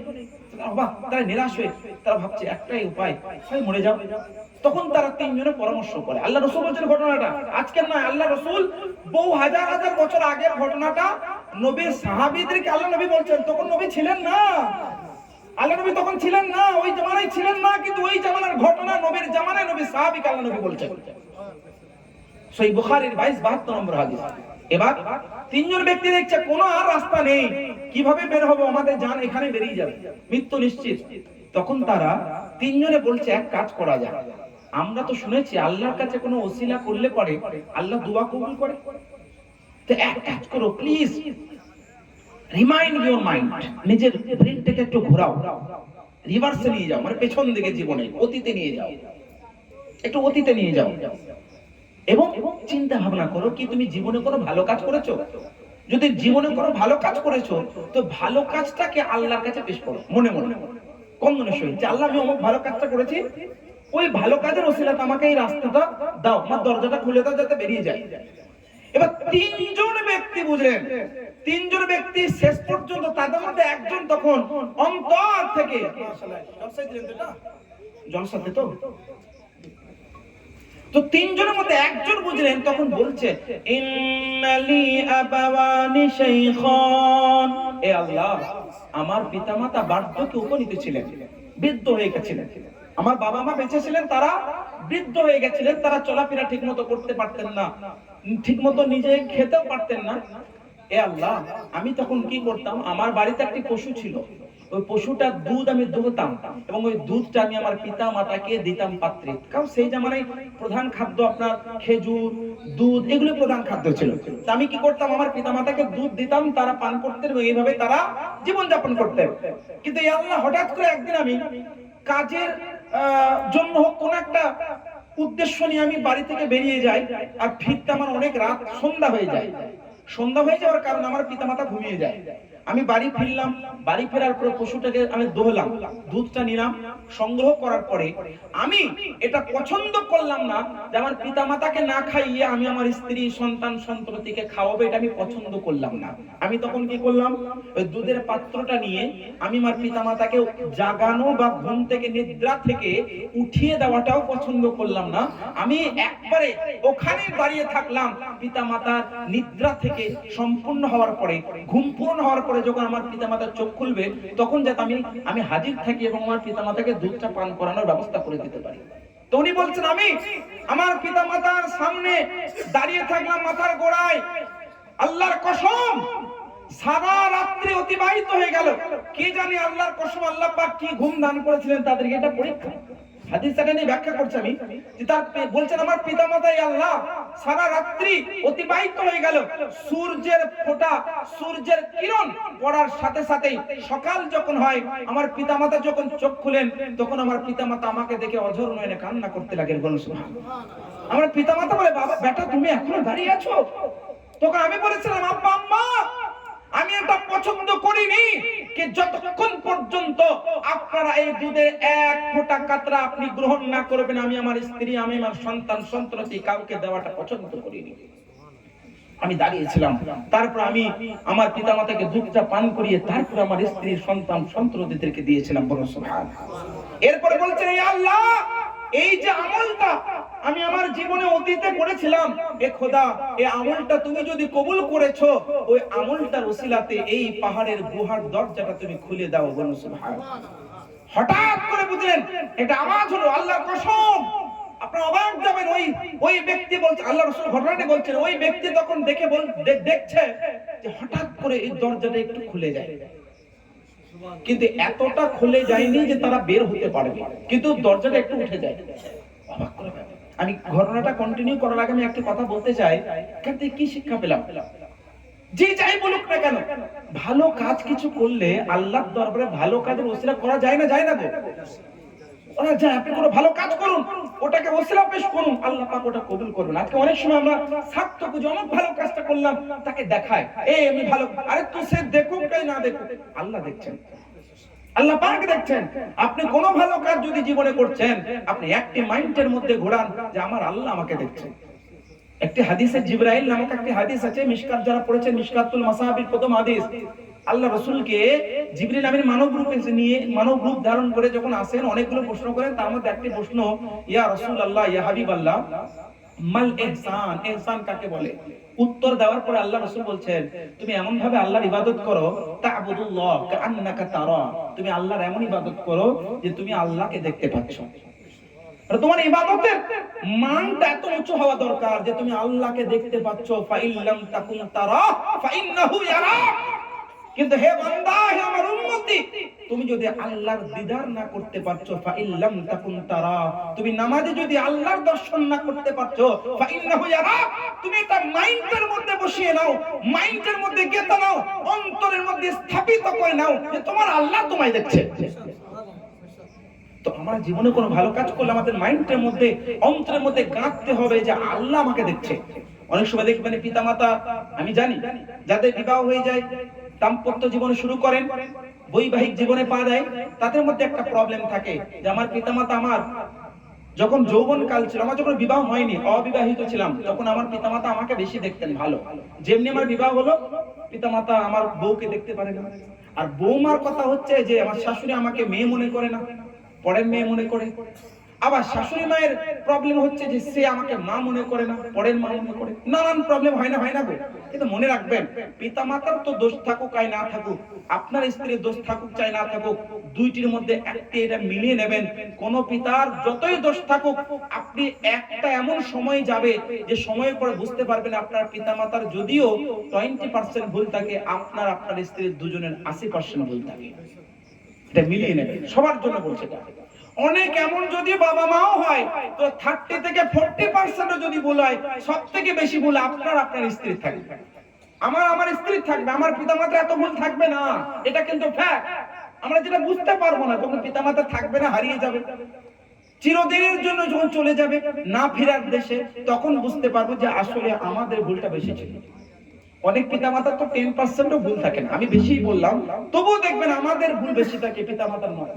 তো কিন্তু আল্লাহ পাক রব্বুল আলামিন ওটাই আমাদেরকে শিখিয়েছেন, ওয়াবিল ওয়ালিদাইনি ইহসানা, you have to respect him, you have to respect them, তাদের তুমি সম্মান করো, you have to obey them, তোমাকে অবশ্যই তাদের রেসপেক্ট করতে হবে, তাদের কথা মানতে হবে যদি শরীয়ত মোতাবেক কথা বলছেন।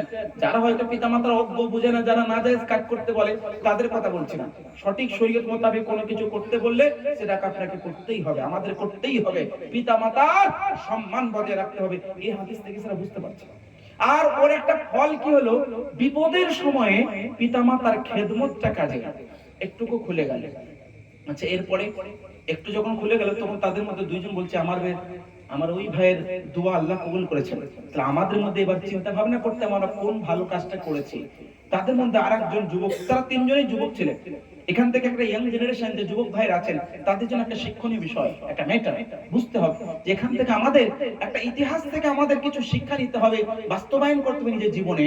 তাদের মধ্যে আরেকজন যুবক, তিনি তখন আল্লাহর কাছে হাত তুলে দোয়া করছেন, বলতেন, আল্লাহ, আমার একটা চাচাতো বোন, এক কাজিন ছিল, একটা আমার চাচাতো বোন, যে আমি অনেক পছন্দ করতাম। আজকে যুবক, I like her very much, অনেক পছন্দ করি। উনি বলছেন, যুবক, ইয়া আল্লাহ, আমি আমার কাজিন, আমার চাচাতো বোন, তাকে আমি খুব পছন্দ করতাম, লাইক করতাম, দেখতে খুব সুন্দরী, খুব পছন্দ করতাম। তো আমি চেষ্টা করতাম যে কখনো একাকিত্বে, মানে একা যখন সে থাকবে, তার সঙ্গে কিছু কথাবার্তা বলবো, মিট করবো। তো তখন বলছেন, হে আল্লাহ, হঠাৎ করে আমার চাচারা অভাব অনটনের শিকার হয়, বৃষ্টি হয় না, ফসল নেই, চতুর্দিকে অভাব অনটনের হাহাকার নিচে আছে। তখন হঠাৎ করে আমার চাচাতো বোন আমার কাছে আসে, আসার পরে বলছেন যে আমার কিছু অর্থের প্রয়োজন। আমি তখন বলেছিলাম, তোমাকে 500 দিরহাম দেব। কত দিরহাম? 500 দিরহাম দেব। অমুক জায়গায় তুমি আমার সঙ্গে একাকি মিটিং করো, মানে আমার সঙ্গে দেখা সাক্ষাৎ করো, তোমাকে 500 দিরহাম দেব। উনি ঘটনাটা আল্লাহকে বলছেন, আল্লাহকে।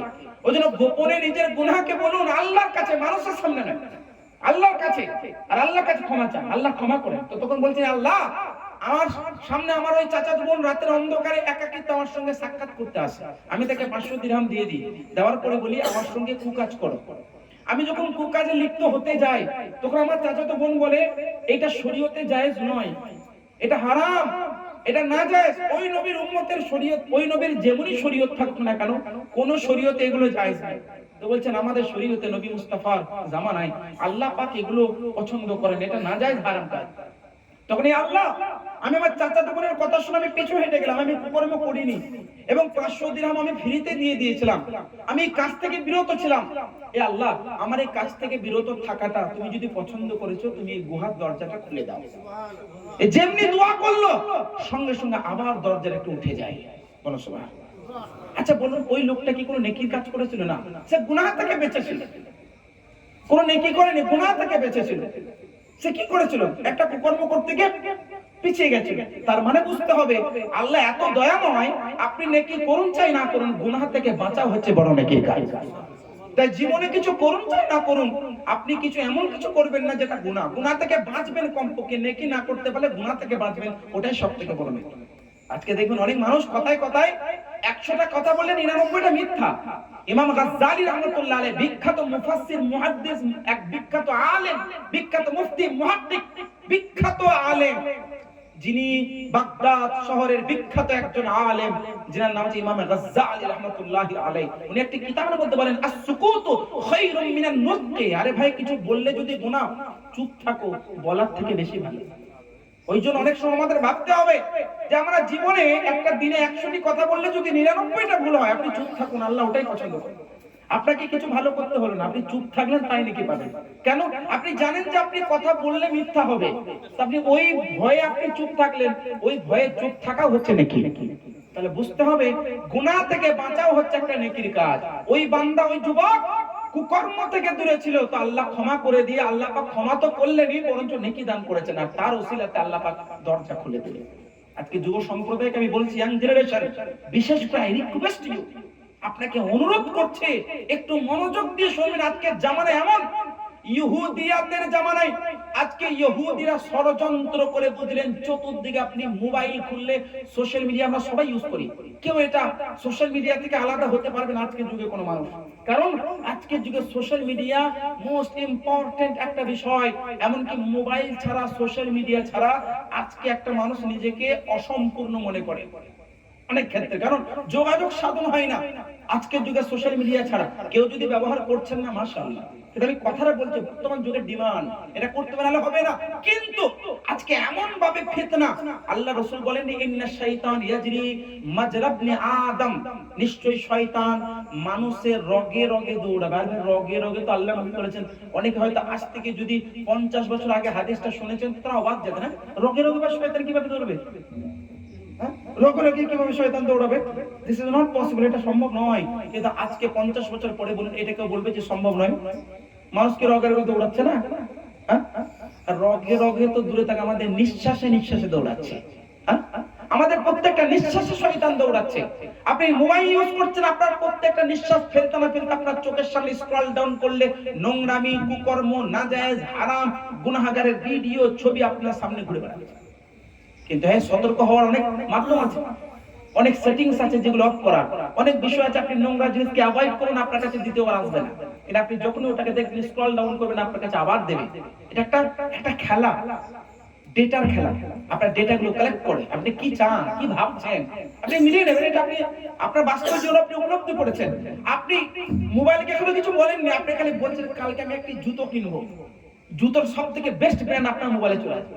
আপনাকে কিছু বলতে হবে না, কারণ মোবাইল আপনার পুরো ডেটাকে কালেক্ট করে নিয়েছে, সিস্টেম আপনাকে কালেক্ট করে নিয়েছে, আপনার পুরো লাইফস্টাইলকে সে বুঝে নিয়েছে। ওই জন্য কিছু জিনিস অ্যাভয়েড করলে পরে ওগুলো আপনার কাছে দ্বিতীয়বার আসবে না। তবে যে বিষয়টা বললাম, আজকের যুগের যুবকদেরকে শিক্ষা নিতে হবে, আমাদের এটা ভাবতে হবে যে মহান আল্লাহ আমাদেরকে দেখছেন, গুনাহ থেকে বাঁচাও হচ্ছে বড় নেকির কাজ। সুতরাং আজকের যুগের যুবকদের এটা ভাবতে হবে, যে সমাজের যুবকরা নষ্ট হয়, ওই সমাজ জীবনে ডেভেলপ করতে পারবে। আর যে সমাজের যুবকরা, বুঝলেন, এই সমস্ত গুনাহ থেকে বেঁচে যায় এবং যে সমস্ত যুবকরা এই সমস্ত বিষয় থেকে সতর্ক থাকে, ওই সমাজকে ডেভেলপ করতে কেউ বাধা দিতে পারবে না। এটা আমাদের ভাবতে হবে। তো ওই যুবক দোয়া করলেন, আল্লাহর ওসিলায়, আল্লাহ পাক ওই কাজের ওসিলায় দরজা খুলে দিলেন। কিন্তু এতটা নয় যে ওনারা বের হতে পারবে। তৃতীয় ব্যক্তি ছিলেন, ওই তৃতীয় নওজোয়ান দোয়া করছেন, বলছেন, ইয়া আল্লাহ, আমার অনেকগুলো গোলাম ছিল, দাস, যারা আমার বাড়িতে কাজ করতো, আজকে অনেক ব্যক্তি এমন আছেন যারা হয়তো উস্তাকার, কেউ হয়তো যার আন্ডারে 10 জন 20 জন কাজ করে, কেউ রাজমিস্ত্রি, হয়তো কেউ ঠিকাদার। আপনি হয়তো 10 জন 20 জন 50 জনকে নিয়ে যান বা কাজ করান। এমন ব্যক্তি আছেন, কারো হয়তো অফিস আছে, যে অফিসে 10 জন 20 জন হয়তো কাজ করেন, এমন ব্যক্তি আছে, স্টাফ আছে, হতেই পারে। তো আল্লাহর রাসূলের ওই হাদিসটি শুনুন। ওই যুবক বলছেন, ইয়া আল্লাহ, আমার অনেকগুলো গোলাম ছিল, সেই জামানায় গোলাম, আর আজকে জামানায় গোলাম না, আজকে জামানা হচ্ছে আপনার স্টাফ বলতে পারেন। তো ইয়া আল্লাহ, আমার অনেকগুলো গোলাম ছিল, আর তারা কাজ করার পরে আমার কাছে মজুরি নিয়ে তারা চলে যেত। কিন্তু একজন এমন গোলাম ছিল যে আমার কাছে মজুরি না নিয়ে বাড়ি চলে যায়, কিন্তু ভবিষ্যতে আর খুঁজে তাকে পাই না, আমি তাকে যে মজুরিটা দেবো তাকে আমি আর পাই না। তো আমি কি করলাম, তার মজুরিটা নিলাম, মজুরিটা নিয়ে আমি রেখে দিলাম। অনেক বছর পর, অনেক বছর অতিবাহিত হওয়ার পরে যখন সে আমার কাছে পুনরায় ফিরে আসে, ফিরে আসার পর আমাকে যখন বলে আমার মজুরিটা দাও, আমি তখন বললাম ওদিকে তাকাও। ওই মজদুর যখন তাকিয়ে দেখছে, ওদিকে উট বাঁধা, ওইদিকে বুঝলেন আপনার দুম্বা বাঁধা, ওদিকে আপনার ছাগল বাঁধা, ওদিকে আপনার গোলাম, ওদিকে আপনার আরো অনেক গোলাম, অনেক বাঁধি, অনেক কিছু আপনার রাখা আছে। তখন বলছে যাও, ওগুলো নিয়ে চলে যাও। বলছে আল্লাহ, আমি তাকে বললাম আমার গোলামকে বলে নিয়ে চলে যাও। গোলাম তখন আমাকে বলছে, এই আপনি মাশাআল্লাহ এর কি করছেন, মজাক করছেন, এগুলো আমার কি বাবা, তো অল্প মজুরি। তখন আমি বলেছিলাম, হে আমার গোলাম শোনো, তুমি যে বছর আগে, কত বছর আগে যে তুমি মজুরিটা অল্প রেখেছিলে না, আমি ওই মজুরিটার মাধ্যম দিয়ে একটা, দুইটা, তিনটা, চারটা, পাঁচটা, ছয়টা, সাতটা করে ধীরে ধীরে ধীরে ধীরে ব্যবসা করি। তোমার মজুরিটা নিয়ে আজকে এতগুলো দুম্বা, এতগুলো ছাগল, এতগুলো গোলাম, এতগুলো বান্দিগুলো সব তোমার, যাও নিয়ে যাও। তখন আল্লাহ আমাদের গোলাম যখন সব নিয়ে চলে যায়, পেছন দিকে আমার দিকে তাকাই না, আর আমিও আল্লাহ তাকে দিয়ে দিলাম স্বেচ্ছায়, আনন্দে তাকে দিয়ে দিলাম, বললাম যাও তোমার জিনিস তুমি নিয়ে যাও। আল্লাহ, আমি কাজটা যদি ভালো করেছি এবং তুমি রাজি হয়েছো, আল্লাহ এই দরজাটা খুলে দাও। আল্লাহর কসম, আল্লাহ রাসূল বলতেন সঙ্গে সঙ্গে একটু যে বাকি ছিল পুরো দরজাটা খুলে যায় এবং তিনজন বেরিয়ে তারা জীবন পেয়ে যায়। বলুন সুবহানাল্লাহ। তো বুখারী শরীফের হাদিস থেকে কি শিক্ষা পেলাম? শিক্ষা এটাই পেলাম যে জীবনে আপনি সৎ কাজ করুন, অসৎ কাজ থেকে দূরে থাকুন। এটা হচ্ছে ইসলামের শিক্ষা। আল্লাহ রাসূল এটা কেন বললেন? আল্লাহ রাসূল তার সাহাবীদেরকে 1000 বছর আগের ঘটনা কেন বললেন? এই জন্য বললেন যে আমার সাহাবীরা এই ঘটনা থেকে কিছু শিক্ষা নিতে পারে, এই ঘটনা থেকে পিতামাতার সম্মান করা শিখতে পারে, এই ঘটনা থেকে নাজায়েজ যৌবনকে নাজায়েজ জায়গায় ব্যবহার না করে এবং নিজের যৌবনের হেফাজত করতে পারে, এবং আমার উম্মতিরা যাতে কারোর অন্যায় না করে, কারোর হককে ভক্ষণ না করে, কারোর অধিকারকে আপনার বিনা কারণে কারোর অধিকারকে যাতে নষ্ট না করে, এইটা আল্লাহ রাসূল শিখিয়েছেন আর নিজের সাহাবীদেরকে, আর তাদের মাধ্যম দিয়ে আমরাও শিখতে পারলাম। তো এগুলো আমাদের বুঝতে হবে, এগুলো ইসলাম। ইসলাম মানে আজকের যুগে ইসলামকে টেররিজমের সঙ্গে যুক্ত করা হয়, আজকে ইসলামকে উগ্রপন্থীদের সঙ্গে রিলেট করা হয়, বাট মনে রাখবেন ওটার নাম ইসলাম নয়। ইসলাম ধর্ম হচ্ছে আসল সত্য, এটা ইসলামের আসল উদ্দেশ্য। এটা কখনোই বলা হয়নি যে কে কোন ধর্মের মানুষ তোমার কাছে হক নিয়ে যাক তুমি তার হক খেয়ে নাও, না। ইসলাম কখনো কারো হক খেতে বলে না। ইসলাম কখনো কারোর অধিকারকে হনন করার কথা বলেনি। ইসলাম কখনো কারোর অন্যায় করার কথা বলেনি। ইসলাম কখনো পিতামাতার অসম্মান করার কথা বলেনি। পিতামাতা যদি কাফের হয়ে যায়, পিতামাতা যদি মুসলমান নাও হয়, তুমি যদি মুসলমান হও, তোমার উপরে কর্তব্য হবে, অনিবার্য কাজ হবে, তুমি তোমার পিতামাতার সম্মান করবে। এটাই হচ্ছে ইসলাম। এটা হচ্ছে আমাদের ধর্মের সৌন্দর্য, যেটা আমরা বুঝি না, যেটা আমরা জানি না, অনেকে জানার পরে আমল করি না। এইটা হচ্ছে ইসলামের ইমেজ। এইটা নয় যেটা আজকে বর্তমান যুগের টেররিস্ট যারা, উগ্রপন্থী যারা ব্যবহার করছে, ওইটার নাম আসল ইসলাম নয়। এগুলো আমাদের বুঝতে হবে, তবে আমরা ইসলামের মহত্ব, গুরুত্ব এবং আসল ইসলামকে বুঝতে পারবো। দরুদ পড়ুন, আল্লাহুম্মা সাইয়্যিদিনা মাওলানা মুহাম্মদ ওয়া আলা আলি সাইয়্যিদিনা মাওলানা মুহাম্মদ সাল্লাল্লাহু আলাইহি ওয়াসাল্লাম। পবিত্র কোরআনে একটি আয়াত আছে, যে আয়াতটির মাধ্যম দিয়ে আমাদের জীবন যাপন করতে হবে। পবিত্র কোরআনে একটি আয়াত আছে, আল্লাহ পাক বলছেন, লাকাদ কানা লাকুম ফি রাসূলিল্লাহি উসওয়াতুন হাসানাহ। আল্লাহ বলছেন নিশ্চয়, লাকাদ নিশ্চয় তোমাদের জন্য নমুনা আছে। কোথায়? ফি রাসূলিল্লাহ, নিশ্চয় আল্লাহর রাসূলের জীবনে, আল্লাহর রাসূলের জীবনীর মধ্যে উসওয়াতুন হাসানাহ তোমাদের জন্য উত্তম নমুনা আছে। তোমাদের রোল মডেল কি হওয়া দরকার, তোমাদের আইডল কি হওয়া দরকার? রাসূল পাক সাল্লাল্লাহু আলাইহি সাল্লামের জীবনী। আমাদের আইডল কে? মহান নবী মুস্তাফা সাল্লাল্লাহু আলাইহি সাল্লাম। আমাদের জীবনের নমুনা কোন জীবনীটা? মুহাম্মদ সাল্লাল্লাহু আলাইহি ওয়াসাল্লামের জীবনীটা। এটা আমাদের নমুনা হওয়া দরকার, কোরআন আমাদেরকে বলছে। কিন্তু আজকে আমাদের ভাবতে হবে আমরা কতজন এমন আছি যারা রাসূল পাক সাল্লাল্লাহু আলাইহি সাল্লামের জীবনীকে আমাদের নিজের জীবনের জন্য নমুনা করেছি, আল্লাহ রাসূলকে আমরা নিজেদের রোল মডেল করেছি। কতজন আছে? আজকে এমন অনেক ব্যক্তি আছে অমুক অ্যাক্টরকে নিজের রোল মডেল ভাবে। আজকে আমাদের বাড়ির অনেক বোন এমন মেয়ের আছেন যারা হয়তো অনেক অ্যাক্ট্রেসকে নিজের রোল মডেল মনে করে, অনেক অনেক অ্যাক্টর গুলোকে দেখে নিজের লাইফস্টাইল গুলোকে চেঞ্জ করেন, তাদেরকে রোল মডেল মনে করেন। বাট মনে করবেন ওই যেদিন থেকে আপনি চিন্তা ভাবনা করলেন ওদিন থেকে আপনার মধ্য থেকে ইসলামের রুহানিয়াত শেষ, ইসলামের আসল রুহানিয়াত আপনার মধ্য থেকে সেদিন বেরিয়ে গেছে। ওইজন্য পুনরায় ফিরে আনতে হলে সবকিছুকে ত্যাগ করতে হবে, তবে আমার আপনার মধ্যে ফিরে আসবে। আচ্ছা, আল্লাহ রাসূলের জীবনীটি আমাদের জন্য নমুনা তো কেমন কেমন হবে? আচ্ছা, আল্লাহ রাসূলের জীবনীটাই বা কেমন? এইটিকে নিয়ে একদিন প্রশ্ন করতে গেলেন অনেকজন সাহাবী, বড় বড় সাহাবী। আল্লাহ রাসূলের একজন স্ত্রী যার নাম হচ্ছে উম্মুল মুমিনিন সাইয়্যিদাতুনা মা আয়েশা সিদ্দিকা রাদিয়াল্লাহু আনহা, নবী মুস্তাফার সবথেকে প্রিয়তম স্ত্রী আম্মা জান আয়েশা রাদিয়াল্লাহু আনহা। ওনার দরবারে অনেকজন সাহাবী গেলেন, আর সাহাবী যাওয়ার পরে বললেন যে ইয়া উম্মুল মুমিনিন কাইফা খুলুকু রাসূলিল্লাহ সাল্লাল্লাহু আলাইহি ওয়াসাল্লাম, কাইফা খুলুকু, আল্লাহ রাসূলের আখলাক কেমন, আল্লাহ রাসূলের আদর্শ কেমন, আমরা কিভাবে বুঝবো, মানে কোন দিকে নিয়ে আমরা নিজের জীবনে বাস্তবায়ন করব? আল্লাহ রাসূলের আখলাক কেমন? একটা মাত্র উত্তর, একটি বাক্যের মধ্যে উত্তর। আম্মা জান আয়েশা বলছেন কানা খুলুকুল কুরআন, আল্লাহ রাসূলের আখলাক হচ্ছে কোরআন। মানে কোরআন পড়ে নাও, ওটাই নবীর আদর্শ। কোরআনে পাককে পড়ে নাও, ওটাই নবীর চরিত্র। কোরআনে পাককে পড়ে নাও, ওটাই হচ্ছে রাসূলের পাকের আখলাক। এবার বলবেন কিভাবে সম্ভব? তার কারণ হচ্ছে একটাই, রাসূলের পাক যেটা বলেন ওটাই কোরআন। রাসূলের পাক সাল্লাল্লাহু আলাইহি ওয়াসাল্লাম যেভাবে বলেন ওটাই কোরআন।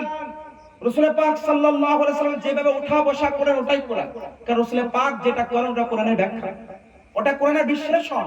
কারণ আমি আপনি জানতেই পারতাম না যদি মহান নবী না বলতেন যালিকাল কিতাবু লা রাইবা ফি হাদাল কুরআন, এটা কোরআন। আল্লাহ রাসূল যদি না বলতেন আমরা বুঝতেই পারতাম না। ওই একই জবান একবার বলছেন আল্লাহ রাসূল যে সাল্লু কামা রাআইতুমুনি উসাল্লি, আমাকে যেভাবে নামাজ পড়তে দেখছো এইভাবে নামাজ পড়ো, এটা হাদিস। আবার ওই জবানেই বলছেন যালিকাল কিতাবু লা রাইবা ফি হাদাল কুরআন, এটা কোরআন। তাহলে জবান একটাই, জবানে মুস্তাফা নবী মুস্তাফার একটাই জবান, কিন্তু ওখান থেকে একবার হাদিস বলছেন একবার কোরআন বলছে। তার মানে রাসূলের পাকের কাজ কর্ম বাণী ভাষা সমর্থন সবগুলো হচ্ছে কোরআনের বিশ্লেষণ। এটা বুঝতে হবে আমাদেরকে। কারণ একটাই, রাসূলের পাক সাল্লাল্লাহু আলাইহি সাল্লামকে আল্লাহ পাক কোরআনের ব্যাখ্যাকার, কোরআনের বিশ্লেষক হিসেবে দুনিয়ার মধ্যে প্রেরণ করেছেন। আল্লাহ রাসূলের একটি হাদিস রয়েছে সুনান ইবনে মাজাহ শরীফের মধ্যে। আল্লাহ রাসূল বলেন বুইস্তু ইলাল খালকি কাফা, আমি পুরো মখলুকের জন্য আল্লাহর তরফ থেকে প্রেরিত হয়েছি। মানে আমি শুধু তোমাদের জন্য বা মুসলমানের জন্য বা খ্রিস্টানের জন্য বা ইহুদির জন্য বা হিন্দুদের জন্য না, না, না। আল্লাহ রাসূল বলেন বুইস্তু ইলাল খালকি কাফা, মানে আমি সব মখলুকের জন্য প্রেরিত, আমি সব মখলুকের জন্য আমি আল্লাহ পাকের তরফ থেকে এসেছি। এরপর আল্লাহ রাসূল বলেন বুইস্তুলি উতিম্মা মাকারিমাল আখলাক, আমাকে আল্লাহ পাক পাঠিয়েছেন যাতে আমি আখলাককে পরিপূর্ণ করি, যাতে আমি আদর্শকে পরিপূর্ণ করি, যাতে আমি চরিত্রকে পরিপূর্ণ করি, সম্পূর্ণ করি। এটা হচ্ছে রাসূলের পাকের মুবারক হাদিস। এর মানে হচ্ছে একটাই, যেখান থেকে আমাদের আদর্শ শেষ হয় ওখান থেকে রাসূলের পাকের আদর্শ শুরু হয়। বলুন সুবহানাল্লাহ। কারণ মহান নবী বলছেন বুইস্তুলি উতিম্মা মাকারিমাল আখলাকি, অর্থাৎ আমি নবী আখলাককে পরিপূর্ণ করার জন্য তোমাদের বুকে এসেছি, তোমাদের সামনে এসেছি। তাহলে আমাদেরকে জানতে হবে যে অ্যাকচুয়ালি আখলাক কাকে বলা হয়, রাসূলের পাকের জীবনী। আজকে অনেক বলে 1500 বছর আগে 1450 বছর আগে কি হয়েছে ওই যুগটাকে নিয়ে এখন চললে হবে। আমি বলবো আরে বোকা গাধা শোনো, আল্লাহ রাসূল শুধু নিজের জামানার বা নিজের যুগের জন্য সীমিত নন। যুগ যুগ ধরে কিয়ামত পর্যন্ত যেই যত মানুষ দুনিয়াতে আসবে সবার জন্য মহান নবী হচ্ছেন আদর্শের মূল রোল মডেল। তার কারণ কোরআন শুধু নবীর জামানার জন্য নয়, কোরআনকে যে মডার্ন যে আধুনিক যুগে যেভাবে ব্যাখ্যা করবেন কোরআন আপনাকে ওই আধুনিক মডার্ন যুগে আপনাকে কোরআন দিশা দেখাবে। কোরআন একটি যুগের জন্য সীমাবদ্ধ নয়। কোরআনকে যেই যুগেই আপনি পড়বেন, কোরআন ওই যুগে ওই যুগের মতো ব্যাখ্যা করে দেবে। কিন্তু কোরআনকে ওই যুগে ওই যুগের মতো করে ব্যাখ্যা করনে ওয়ালা তৈরি হতে হবে। কোরআনকে পড়তে হবে, বুঝতে হবে, গভীর অধ্যয়ন করতে হবে, তবে এই কোরআনে পাককে যুগের সঙ্গে তাল মিলিয়ে যুগের জন্য যেটা দরকার প্রয়োজন, আল্লাহ যেটা অলরেডি বলে দিয়েছেন, ওটাকে ফাইন্ডিং এর মাধ্যম দিয়ে জনগণের সামনে উপস্থাপন করার দায়িত্ব কর্তব্য হবে উলামায়ে কেরামের। ইসলামিক স্কলার্স যারা আছেন তাদের কর্তব্য হবে কোরআন থেকে সঠিক তথ্যটাকে উপস্থাপন করা। তো আল্লাহ রাসূল বলছেন, আমি তোমাদের আখলাককে পরিপূর্ণ করার জন্য এসেছি। এবার বলবেন 1400 1450 বছর আগের জামানার কথা এখন কিভাবে তৈরি? আমি আপনাকে উদাহরণ, আজকে যদি কেউ কাউকে ধোঁকা দেয়, আমরা বলি এটা হারাম। হারাম বলি তো কেন? কারণ আল্লাহ রাসূল বারণ করেছেন। আপনি একটা ঘটনা থেকে বুঝতে পারবেন আল্লাহ রাসূল একজন ইহুদি ব্যক্তি, সে মুসলমান নয়, একজন ইহুদি ব্যক্তি তার কাছ থেকে কোন একটা জিনিস ক্রয় করেছিলেন এবং ওই ইহুদি ব্যক্তি আল্লাহ রাসূলের কাছ থেকে মোটামুটি 40 দিরহামের মতো সম্পদ পেতেন, মানে বলতে পারেন ঋণ বা ধার। কোন একটা জিনিস ক্রয় করেছিলেন, তার মূল্য ছিল 40 দিরহাম। তো আল্লাহ রাসূল তাকে দিতেন, কিন্তু সেই সময় দেননি। আল্লাহ রাসূল বলছেন, তোমাকে আমি দিয়ে দেব, কোথায় দেব এবং বলো কিভাবে দেব। তো উনি বললেন, 3 দিন পরে আমি অমুক জায়গাতে থাকবো, আপনি অমুক জায়গায় আসবেন, অমুক জায়গা আমাকে দিয়ে দেবেন। অবাক যাবেন এই ঘটনা শোনার পর। আল্লাহ রাসূল সাল্লাল্লাহু আলাইহি ওয়াসাল্লাম নির্দিষ্ট সময় নির্দিষ্ট টাইমে 3 দিন পরে ঠিক নির্দিষ্ট জায়গায়, নির্বাচিত জায়গা যেটাকে সে নির্বাচন করেছিল, ওই জায়গায় নির্বাচিত জায়গায়, পছন্দের জায়গায় আল্লাহ রাসূল হাজির। যে সময় বলেছিলেন একদম একদম যে রকম কথা বলে, অ্যাজ ফর সেইং, যে রকম সে বলেছিল একদম ওই টাইমে পৌঁছে, কারেক্ট টাইম, একদম পুরো টাইম পৌঁছে গেলেন। কিন্তু ওই ব্যক্তি হাজির হয়, ইহুদি ব্যক্তি হাজির হয়। হাদিস শরীফে বলছে, মিশকাতুল মাসাবির হাদিস, যারা মিশকাতুল মাসাবি পড়েছেন, মিশকাতুল মাসাবির মধ্যে আল্লাহ রাসূল দাঁড়িয়ে আছেন। যোহর পেরিয়ে যায়, আসর পেরিয়ে যায়, মাগরিব পেরিয়ে যায়, ইশা পেরিয়ে যায়। আল্লাহ রাসূল নামাজ পড়ে নামাজ দাঁড়িয়েছেন, নামাজ পড়ে নামাজ দাঁড়িয়েছেন, মানে আল্লাহ রাসূল ওখানেই দাঁড়িয়ে আছেন। কিন্তু ইহুদি পৌঁছায় না। ইহুদি দ্বিতীয় দিন পৌঁছায়। দ্বিতীয় দিন পৌঁছানোর পরে দেখে অবাক, বলছে, মুহাম্মদ আপনি এইরকম এখনো দাঁড়িয়ে আছেন? বলছে, বাবা শোনো, তুমি আমাকে বলেছে নির্দিষ্ট সময় দাঁড়িয়ে থাকতে, আমি গতকালকে চলে এসেছিলাম তোমাকে, তোমার এই সম্পদ, তোমার এই ধার, তোমার ঋণ 40 দিরহাম দেওয়ার জন্য, নাও তুমি নিয়ে নাও। অবাক যাবেন মুহাদ্দিসিনে কেরাম ব্যাখ্যা করে বলছেন, ওই ইহুদি ব্যক্তিরা মুহাম্মদের আখলাক থেকে, চরিত্র থেকে, আদর্শ থেকে ইসলাম গ্রহণ করেছে। তো আজকের যুগে যারা বলে তলোয়ারি নিয়ে মারামারি করে, মুসলমান না। ইসলাম তলোয়ারির বলে কখনোই প্রচার হয়নি, আর এটা হতে পারে না। তলোয়ারি দেখিয়ে কার কতদিন বিশ্বাস গ্রহণ করতে পারবেন? আল্লাহ রাসূল সাল্লাল্লাহু আলাইহি ওয়াসাল্লাম আদর্শের মাধ্যম দিয়ে মানবের মনকে জিতেছে। আজকে পুরো পৃথিবীর মধ্যে ফাস্ট যাকে বলা হয়, ফাস্ট, অনেক ফাস্ট যে ধর্মান্তরিত হচ্ছে, অন্য ধর্ম থেকে আরেকটি ধর্মে আসছে, এমন রিলিজনের নাম হচ্ছে একমাত্র ইসলাম ধর্ম। কেন? তলোয়ারির বলে, বোমের বারুদের বলে, আইটাম বোমের মাধ্যম দিয়ে ইসলাম কখনো ছড়ায় না, ছড়াতে পারে না। কারণ একটাই, যুগ যুগ ধরে ইসলামের একমাত্র পাওয়ার, একমাত্র শক্তি হচ্ছে আদর্শ, আখলাক, চরিত্র এবং শরীয়তে মুস্তাফা। যেখানে আল্লাহর নবীর আদর্শ থাকবে, আল্লাহর নবীর আখলাক থাকবে, সেখানে আগুনের মতো, পাহাড়ের মতো এমন মনের অধিকারীর মনকে আল্লাহ রাসূলের ওসিলাতে আল্লাহ গলিয়ে দেবেন। আর এটাই হয়েছে। ইহুদি দেখে 40 দিরহাম গ্রহণ করার পরে মুহাদ্দিসিনে কেরাম বর্ণনা করেন, ওই ব্যক্তি পরবর্তীতে ইসলাম গ্রহণ করে। এটা ইসলাম ধর্মের আদর্শ। ইসলাম ধর্মের আদর্শ কি জানেন? মাওলা আলী আমিরুল মুমিনিন, সাইয়্যিদুনা মাওলা আলী মুশকিল কুশা, হায়দার কাররাম, ফাতিহ খায়বার, হযরত আলী কাররামুল্লাহু তাআলা ওয়াজহুল কারীম বল্লম ক্রয় করেছেন। একজন ইহুদি ব্যক্তির কাছে বল্লম ক্রয় করেছেন। বল্লম ক্রয় করার পরে আল্লাহর রাসূলের এই সাহাবী হযরত মাওলা আলী রাদিয়াল্লাহু আনহু বল্লমটা ক্রয় করার পরে উনি কি করলেন? টাকাটা দিয়ে দিলেন। এবার তো উনি বল্লমটা দেবেন, উনি আর দিচ্ছেন না। ইহুদিরা কি করছেন? দিচ্ছেন না। বলছে, কেন দেবেন না? আমি তো আপনাকে মূল্য দিয়ে দিয়েছি, ন্যায্য মূল্য আমি আপনাকে দিয়ে দিলাম, এবার আপনি আমাকে বল্লমটা দিন। তখন সেই ইহুদি অস্বীকার করে দেয়। ইহুদি বলে, না না, এটা আপনার বল্লম নয়, আপনি তো আমাকে অর্থ দেননি, এটা আপনার বল্লম নয়। আর ওখানে দুইজন পুত্র ইমাম হাসান আর হুসাইন রাদিয়াল্লাহু আনহুমা ছিলেন, ওনারা দেখছেন। এবার মাওলা আলী কাররামাল্লাহু তাআলা ওয়াজহুল কারীম ছিলেন খলিফা। খলিফা মানে বাদশা, ওই জমানার বাদশা। পুরো ইসলামী হুকুমতের বাদশা হচ্ছেন কে? খলিফা হচ্ছেন কে? বাদশা আলাদা, খলিফা আলাদা হয়। আমি বোঝানোর জন্য বললাম আর কি, খলিফা আলাদা হন আর বাদশা আলাদা হন, এটা আমি বোঝানোর জন্য বলছি। সবথেকে পাওয়ারফুল কে? মাওলা আলী, সমগ্র ইসলামী হুকুমতের একমাত্র হাকিম, একমাত্র খলিফা। আর উনি বিভিন্ন জায়গায় কাজী নিয়োগ করেছিলেন। কাজী, কাজী মানে আজকে যুগে বলতে পারেন যে জজ।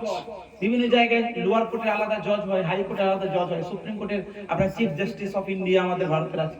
তো এইরকম বিভিন্ন জায়গায় জজ। হ্যাঁ, তো মাওলা আলী কাররামাল্লাহু তাআলা ওয়াজহুল কারীম, উনি জজ মানে কাজীকে নির্ধারণ করেছেন বিভিন্ন জায়গায়। ইয়ামানে আলাদা, আপনার নাজদে আলাদা, ইরাকে আলাদা, কুফাতে আলাদা, আপনার বিভিন্ন জায়গায় আলাদা আলাদা কাজীকে মাওলা আলী নির্ধারণ করেছেন।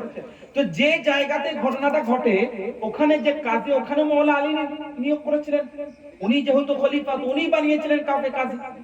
এবার কাজী সাহেব উনি কাজীর সিংহাসনে বসে আছেন, আর কাঠগড়ায় কে দাঁড়িয়ে আছেন? মাওলা আলী খলিফাতুল মুসলিমিন, ওই ইসলামী হুকুমতের খলিফা, উনি দাঁড়িয়ে আছেন। ইহুদিরা দেখে অবাক যে যিনি কাজী নিয়োগ করেছেন ওনাকে কাঠগড়াতে দাঁড়াতে হবে, যেখানে বিচার হবে, যেখানে বিচার করা হবে ওখানে ওনাকেও দাঁড়াতে হবে। তো মাওলা আলী দাঁড়িয়ে আছেন একদিকে, একদিকে ইহুদি, আর যিনি বিচার করবেন উনি কে? মাওলা আলী নিযুক্ত কাজী। আল্লাহু আকবার। ইসলামকে বুঝুন, ইসলামকে পড়ুন, তাহলে বুঝতে পারবেন। মাওলা আলী রাদিয়াল্লাহু আনহু এবার মুকদ্দমাটা বলছেন যে কাজী সাহেব, মাননীয় কাজী সাহেব, আমি অত টাকা বা এতটা দিরহাম দিয়েছিলাম ওই ব্যক্তিকে, অমুক ব্যক্তিকে বললাম ক্রয় করার কারণে। দেওয়ার পরে উনি বললাম দিচ্ছেন না, বলছেন যে আমি নাকি ওনাকে দিইনি। তো কাজী সাহেব এবার কি বলবেন? কাজী সাহেব বলবেন আপনার কাছে কি সাক্ষী আছে? Do you have any witness? তো বলবি আপনার কাছে কি কোনো সাক্ষী আছে? তো মাওলা আলী বলছেন আমার কাছে তো আমার দুই পুত্র ছাড়া কোনো সাক্ষী নেই। আর ইসলাম ধর্মের নিয়ম, পিতার পক্ষে সন্তানের সাক্ষ্য গ্রহণযোগ্য হয় না। মানে পিতার হয়ে যদি সন্তানরা সাক্ষ্য দেয় ওটা ইসলাম বলে ওটা গ্রহণযোগ্য হবে না। তো কাজী সাহেব বলছেন হুজুর, ইয়া আমিরুল মুমিনিন, ইয়া খলিফাতুল মুসলিমিন, ইসলাম ধর্মে যেহেতু তারা আপনার পুত্র, তাই আপনার পক্ষে তাদের সাক্ষ্য গ্রহণযোগ্য হবে না, এটা হচ্ছে নিয়ম। তো কাজী সাহেব কি করলেন? সঙ্গে সঙ্গে বিচার করলেন, জাস্টিস করলেন যে আজকে আপনার বিপক্ষে ফয়সালা দেওয়া হচ্ছে আর ইহুদির পক্ষে ফয়সালা দেওয়া হচ্ছে যে ইহুদি মানে আপনি ইহুদিকে আপনি পয়সা দেন, কারণ এখানে পয়সা দেওয়ার ব্যাপার ছিল। মাওলানা আলী বলছেন দিয়েছি, ইহুদি বলছে দেয়নি। উনি দিয়েছেন, তো উইটনেস কি আছে, সাক্ষী কি আছে, গওয়াহ কি আছে? তো মাওলানা আলী বলছেন আমার পুত্র ছাড়া কেউ নেই, ইসলাম ধর্মের পুত্রের সাক্ষ্য বাপের জন্য গ্রহণ হয় না। তো কাজী সাহেব ইহুদির পক্ষে ফয়সালা দিয়ে দেন। ইহুদি দেখার পর অবাক যে জজকে মাওলানা আলী নির্ধারণ করেছেন, নিযুক্ত করেছেন, ওই জজ খলিফার বিরুদ্ধে, খলিফার বিপক্ষে একজন ইহুদির পক্ষে ফয়সালা করেন। এটা দেখে একদম প্রকম্পিত হয়ে যায়, কেঁপে ওঠে। আরে ফয়সালা থেকে আল্লাহর কসম, এই জাস্টিস দেখে, ন্যায় দেখে ওই ইহুদি বুঝলেন কাজী সাহেবের প্রশংসা করে, অ্যাপ্রিশিয়েট করে এবং খলিফাতুল মুসলিমিন মাওলানা আলী কাররামাল্লাহু তাআলা ওয়াজহুল কারীমের পদধূলি গ্রহণ করে। বলুন সুবহানাল্লাহ। এই হচ্ছে ইসলাম। আজকে আমাদের ইসলামকে বিকৃত করা হচ্ছে, কুব্যাখ্যা করা হচ্ছে। আজকে যারা ইসলামের মানে ইসলামের আলিমকে বোঝে না, তারা ইসলামকে পড়াচ্ছে। আজকে বড় বড় সংবাদ মাধ্যম, বড় বড় টিভি, ন্যাশনাল মিডিয়া বা বলতে পারেন আপনার ডিস্ট্রিক্ট মিডিয়া, লোকাল যে সমস্ত চ্যানেল, এই সমস্ত চ্যানেলগুলোতে বা বলতে পারেন ইন্টারন্যাশনাল লেভেলের যদি চ্যানেল, বড় চ্যানেল হয়, ওই চ্যানেলে এমন কিছু গাধা গরুদেরকে বসিয়ে দেওয়া হচ্ছে যারা ইসলামের আলিমকে জানে না, তারা ইসলামের অপব্যাখ্যা করছে। এটা হচ্ছে না, হচ্ছে না গো? যারা ইসলামের আসল স্কলার তাদেরকে ডাকবে না, কেন? তারা জানে ভালো করে যে তাদেরকে ইসলাম সম্পর্কে জিজ্ঞেস করলে আমাদের এখানে হাওয়া বের করে দেবে, একটাও আমরা কথার উত্তর দিতে পারবো না। তারা জানে, ওই জন্য তারা সাজিয়ে টাকার মূল্যের কারণে, মূল্যের লোভে, টাকার লোভে, অর্থের লোভে এমন ব্যক্তিদেরকে বসিয়ে দিচ্ছে যারা ইসলামের আলিম বোঝে না, তাদেরকে ইসলাম সম্পর্কে কুব্যাখ্যা করাচ্ছে। আর আজকের যুগে অনেক সমাজে আমাদের ডিসব্যালেন্স হচ্ছে। আমাদের বুঝলেন মুসলিম হিন্দু, হিন্দু মুসলিম, ধর্ম বর্ণ নির্বিশেষে আমাদের যে সমাজ, আমাদের যে ভারতবর্ষ, বিশেষ করে আমাদের পশ্চিম বাংলার সংস্কৃতি এটাই যে আমরা ধর্ম বর্ণ নির্বিশেষে আমরা যুগ যুগ ধরে এখানে জীবন যাপন করছি, এখনো করছি, আগামী দিনেও করব। কিন্তু আমাদের সমাজে শান্তি পিসকে আজকে বিভিন্ন ভাবে ইসলাম ধর্মে বলেন অন্য ধর্মকে বিকৃত করে কুব্যাখ্যা করে আজকে আমাদের সমাজের নিয়ন্ত্রণকে নষ্ট করছে না, করে না গো? করছে না, করে না? তাহলে বুঝতে হবে এটাই যে আসল ইসলাম এটা যেটা আমি আপনাকে বলছি, এটা হচ্ছে আসল ইসলাম। এইভাবে ইসলামকে বুঝতে হবে, এইটা হচ্ছে আসল ইসলামের ব্যাখ্যা বিশ্লেষণ। কিন্তু আজকে আমরা ইসলাম সম্পর্কে অবগত না হওয়ার কারণে ইসলামকে বিকৃত করে দিই, ইসলামের কুব্যাখ্যা করে দিয়ে জনগণের মাঝে ইসলাম সম্পর্কে একটা আলাদাই ধারণা তৈরি করে দিই, কিন্তু ওটা ইসলাম নয়। ইসলাম হচ্ছে এটা, ইসলাম হচ্ছে ওটা যে রাসূল পাক বলেছেন, ইসলাম হচ্ছে এটা যে রাসূল পাক শরীয়ত রূপে দান করেছেন, ইসলাম হচ্ছে এটা যারা সাহাবায়ে কেরামের জীবনে সাহাবায়ে কেরামরা পালন করেছেন, ইসলাম হচ্ছে এটা যেটা তাবেঈন তাবে তাবেঈন যুগ যুগ ধরে আমাদের ভারতের রাজা খাজা গরিবে নওয়াজ রাদিয়াল্লাহু আনহু আমাদেরকে শিখিয়েছেন, ওইটা হচ্ছে ইসলাম যেটা যুগ যুগ ধরে হয়ে আসছে। আজকের মডার্ন জামানায় যারা বলে this is time of technology, this is time of science, আমি তাদেরকে বলতে চাই শোনো, যতই বড় বড় বাক্য ব্যবহার করো, ইসলাম তোমার বড় বড় বাক্যের কারণে পরিবর্তন হয়ে যাবে না। ইসলাম যুগ যুগ ধরে যেটা ছিল ওটাই আছে, আগামী দিনেও থাকবে। খালি বুঝতে হবে, পড়তে হবে, ইউ হ্যাভ টু লার্ন, তোমাকে শিখতে হবে। না শিখে ভুল ব্যাখ্যা দিলে আমরা অপব্যাখ্যা করার কারণে, অপব্যাখ্যা শোনার কারণে আজকে মানুষ পথভ্রষ্ট হয়ে যাচ্ছে। সাহাবায়ে কেরামের জীবনে পড়লে আপনি অবাক হয়ে যাবেন, সাহাবায়ে কেরাম কোন ধরনের মানুষ ছিলেন। আল্লাহ পাক পবিত্র কোরআনে এই জন্য বলেননি রাদিয়াল্লাহু আনহুম ওয়া রাদু আন উলাইকা হিজবুল্লাহ আলা ইন হিজবাল্লাহি হুমুল মুফলিহুন। এই জন্য আল্লাহ বলছেন নিশ্চয় আল্লাহ সাহাবীদের কাছ থেকে রাজি হয়েছেন, সাহাবা বর্গরা আল্লাহর কাছ থেকে রাজি হয়ে গেছেন। মানে সাহাবীরাও রাজি, আল্লাহও রাজি। তারা এমন কাজ তারা করেছেন যে আল্লাহ পাকও সন্তুষ্ট আর সাহাবায়ে কেরামও সন্তুষ্টি অর্জন করেছেন। এইটা হচ্ছে আসল মহান ব্যক্তিত্বের পরিচয়। সাহাবায়ে কেরাম কেমন কাজ করেছেন, সাহাবায়ে কেরামের আমল এমন কি ছিল যে আল্লাহ রাজি হয়ে গেছেন। আমি দুই একটি উদাহরণ দিই। আচ্ছা, এত হাদিস যে আমরা শুনলাম, এত হাদিস যে আমরা পড়ি, এগুলো কোথা থেকে এসেছে? আল্লাহ রাসূল সাহাবীরা বলেছেন, বর্ণনা করেছেন বলে তো পেয়েছি। একজন সাহাবী যার নাম হচ্ছে হযরত আব্দুর রহমান ইবনে সাখর রাদিয়াল্লাহু আনহু, কিন্তু এই নামটা কেউ চিনে না। এনার পরিচিত নাম হচ্ছে আবু হুরায়রা, এটা শুনেছেন কি নাম? আবু হুরায়রা। এনার নাম হচ্ছে হযরত আব্দুর রহমান ইবনে সাখর রাদিয়াল্লাহু আনহু। আবু হুরায়রা মানে হচ্ছে বিল্লিওয়ালা। হুরায়রা মানে বিড়ালের বাচ্চাকে বলা হয় হুরায়রাতুন, মানে বিড়ালের বাচ্চা। আর আবু মানে মালিক সাহেব। তো আবু হুরায়রা মানে বিড়ালওয়ালা, যিনি বিড়াল রাখেন। হযরত আবু হুরায়রা বিড়াল ছানাকে প্রচুর পছন্দ করতেন, বিড়ালের বাচ্চাকে। তো আগেকার যুগে যে পোশাক আমরা পরি, আরো অনেক ঢিল ঢালা আমরাও পরি, কিন্তু এইভাবে ঢিল ঢালা পোশাকের এই দামানের এই ভিতরে, হাতের এই ভিতরে বিড়ালের ছানা নিয়ে আল্লাহ রাসূলের দরবারে হাজির হতেন। মানে এত প্রিয় ছিল বিড়ালের বাচ্চা। তো আল্লাহ রাসূল মুচকে হেসে একদিন বলছেন, ইয়া আবু হুরায়রা, ওনার নাম ছিল আব্দুর রহমান ইবনে সাখর। তো আল্লাহ রাসূল একদিন খুশি হয়ে বলছেন, ইয়া আবু হুরায়রা, হে বিড়ালওয়ালা, মানে বিড়ালটাকে লুকিয়ে আনছেন। আল্লাহ রাসূল মুচকে হেসে বলতেন, ইয়া আবু হুরায়রা, হে বিড়ালের মালিক, এইভাবে ডাকলেন। এই যে নামটা আল্লাহ রাসূল দিলেন, এই নামটা এত প্রিয় এবং পছন্দনীয় হলো আজকে এবং কিয়ামত পর্যন্ত আবু হুরায়রা বলেই মানুষ চেনে, আব্দুর রহমান বলে কেউ চেনে না। খুব কম যারা গবেষণা করেন পড়েন তারা জানেন, কিন্তু নাম এটাই পরিচিত আবু হুরায়রা, কারণ আল্লাহ রাসূল দান করেছেন। আচ্ছা, যেটা বলছিলাম, হযরত আবু হুরায়রা রাদিয়াল্লাহু আনহু মাত্র 3 বছর নবীর জামানা, মানে নবীর যুগ পেয়েছেন 3 বছর। কিভাবে?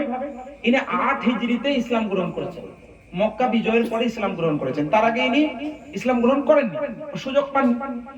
8 হিজরির পরে 11 হিজরিতে আল্লাহ রাসূল ওফাত লাভ করেন। তো কয় বছর? 9, 10, 11, মাত্র 3 বছর। অবাক যাবেন, 3 বছরে কত হাদিস ইনি নিজে লিখেছেন, প্রায় 3000-এর বেশি হাদিস লিখেছেন। একাই 3000-এর বেশি হাদিস নিজে একাই উনি বর্ণনা করেছেন। এত হাদিস শুনলেন কিভাবে?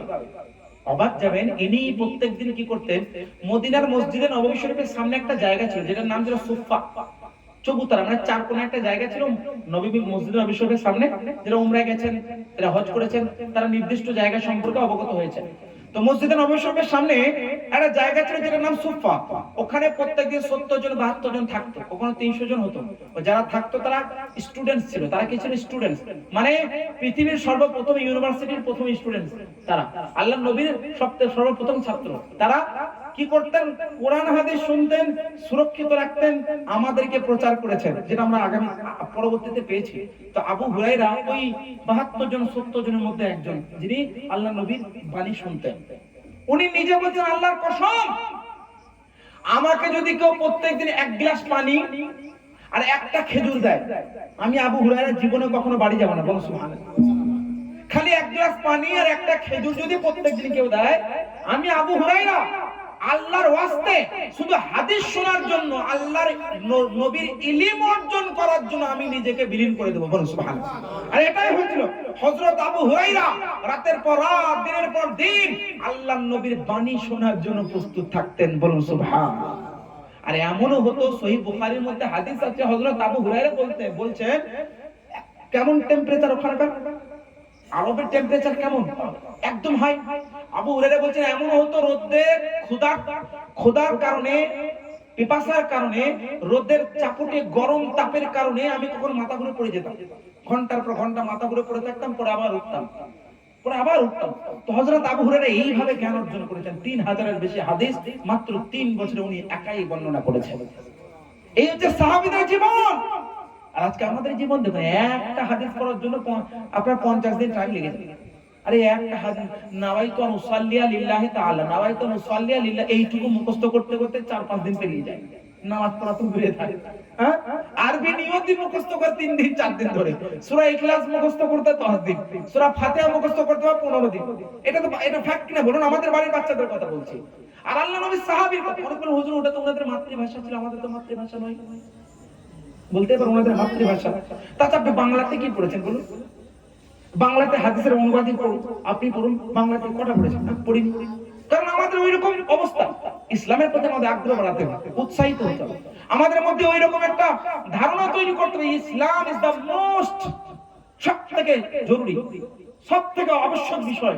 আপনি কি ডক্টর হন, ইঞ্জিনিয়ার হন, সায়েন্টিস্ট হন, বিজ্ঞানী হন, টিচার হন, ব্যবসায়ী হন, যাই হন না কেন, প্রথমে আলেম হন। আর আলেম হওয়ার জন্য যে শুধু মাদ্রাসায় যেতে না, আপনি কোন আলেমের সঙ্গ ইখতিয়ার করুন। একটা সহিহ মুস্তাদরাক হাকিম, ইমাম আবু হাকিম নিশাপুরি রাহিমাহুল্লাহ, ওনার একটা কিতাব আছে আল মুস্তাদরাক আলা সাহিহাইন। আল মুস্তাদরাক আলা সাহিহাইনের মধ্যে একটা হাদিস আছে, আমি এই হাদিসটা এখন স্টপ করে ওই হাদিসটা পড়ছি, শুনেন, মনোযোগ দিয়ে শুনবেন। আল্লাহর রাসূল একটা হাদিস আছে, উগদু আলিমান, আল্লাহর রাসূল বলেন তুমি আলেম হও, আল্লাহর রাসূল বলেন তুমি আলেম হও। আও মুতাআল্লিমান, যদি আলেম না হও আলেমের ছাত্র হও। উগদু আলিমান আও মুতাআল্লিমান, যদি আলেম হও ভালো, আলেম যদি না হতে পারো কমসে কম কি আলেমের ছাত্র হও। আও মুস্তামিআ, আলেমে যদি ছাত্র না হতে পারো আলেমদেরকে শোনো, বলো সুবহানাল্লাহ। হয় আলেম হও, আলেমের ছাত্র হও, না হলে আলেমকে শোনো, না হলে আলেমকে কি করো, শোনো। আর যদি শুনতেও না পারো, আও মুহিব্বান, আলেমের মহব্বতকারী হয়ে যাও। আজকে যে মনে করুন আপনারা আমাকে মহব্বত করছেন, ভালোবেসে আমাকে ডাকলেন, আমাকে ওয়েলকাম করলেন, স্বাগতম করলেন, ওয়েলকাম করে স্বাগতম করে বিদায় দিচ্ছেন, কেন? আমার ব্যক্তিগত কোনো কিছু আমার মধ্যে গুণ নেই, কোন রকমের কোন গুণ নেই, আমি সব থেকে নিকৃষ্ট, সব থেকে জঘন্য। রাসূলের মহব্বত, রাসূলের হাদিস অন্তরে, আল্লাহর বাণী অন্তরে স্থাপিত আছে, এটা বিরাট বড় নিয়ামত, বলুন সুবহানাল্লাহ। আর ওই জন্য আপনারা সম্মান করেন, মহব্বত করেন, ভালোবাসেন, এটাই হচ্ছে বিষয়, যে আপনি নিজে আলেম হন, আলেমের ছাত্র হন, আলেমের শ্রবণকারী হন, না হলে কমপক্ষে আলেমের মহব্বতকারী হন। ওয়ালা তাকুন খামিসা ফাতাহলিক, পঞ্চম হয় না, পঞ্চম হলে হালাক হয়ে যাবে। আজকে আমাদের যুগের অবস্থা এটা। আজকে আমাদের চারটে হয় না, পঞ্চম হয়। আলেম তো দূরে থাক, ছাত্র হওয়া তো দূরে থাক, আলেমদের শোনা তো দূরে থাক, মুহাব্বত করা তো দূরে থাক, পঞ্চম হয় কেউ আলেমের দুশমনি করে, কেউ আলেমের গীবত গায়, আলেমের চুগলখড়ি করে। গ্রামে যদি কোনো একটা আলেম থাকে, তো একটা বিরাট বড় সৌভাগ্য কিনা আপনাদের, যদি আপনাদের গ্রামে কোনো আলেম থাকে, কারো ছেলে যদি আলেম হয়, এটা কিন্তু ফ্যাক্ট, আমি আপনাকে বলছি, বাস্তব জীবন। কারণ আমার বক্তব্য যারা পুরো অল ওভার ইন্ডিয়া যেখানে আমি যাই সবাই জানে, আমি বাস্তব জীবনকে তুলে ধরার চেষ্টা করি এবং কোরআন হাদিস দিয়ে ওটাকে বোঝানোর চেষ্টা করি। আজকে কোনো গ্রামে, আপনাদের গ্রামে যদি কোনো একজন আলেম থাকে না, কারোর বেটা, কারোর ছেলে, কারোর ভাই, কারোর ছেলে যদি কেউ আলেম হয়, তো আপনাদের জন্য, আমাদের জন্য একটা সৌভাগ্য, যে আলেমের কাছ থেকে জিজ্ঞাসা করলে তিনি বিনা স্বার্থে আপনাকে সেটা সলিউশন দান করবেন কোরআন হাদিস থেকে। কিন্তু না, ও আলেম, ওর বাপ নামাজ পড়ে না দিলে, ও আলেম, ওর ভাই অমর চুগলখড়ি করে, যে তাস খেলে, যে নিজেই পরিবারকে শুধরাতে না, আমাদেরকে কি শুধরাবে? আপনি ওইটা দেখছেন, আপনি এটা দেখলে তার অন্তরে তো আল্লাহ রাসূলের বাণী আছে, আল্লাহর কোরআন তো আছে, আপনাকে ওইটা দেখে তো রেসপেক্ট করা দরকার, সম্মান করা দরকার। কিন্তু এটা নেই, আজকে আমাদের যুগে এই হাল, এই দশা। বলে হুজুর আপনি আলেম না, আমি একজন অ্যাজ এ আলেম বলে আমি বলছি না কথাটা, আমি আপনাকে বোঝানোর চেষ্টা করছি যে যুগ যুগ ধরে মানুষ আলেমদের থেকে সরে গেছে, তাদের জন্য নিশ্চিতভাবে ধ্বংস চলে এসেছে। আমি হাদিসটা সম্পূর্ণ করার কাছে আরেকটা হাদিস, মাঝখানে একটা হাদিস কিন্তু স্টপ করে রেখেছি, হযরত আবু হুরায়রা, এই হাদিসটা আমি আরেকবার স্টপ করে আমি আরেকটা ঘটনা বলছি। অনেক হাজার বছর আগে, প্রায় 4500 বছর আগে, প্রায় 4500 বছর আগের ঘটনা একটি আছে। আপনারা অবাক যাবেন, পবিত্র কোরআনে এই ঘটনাটি উল্লেখিত আছে। আল্লাহ পাক একটা গোত্রের নাম বলেছেন, একটা কওম, একটা গোষ্ঠী।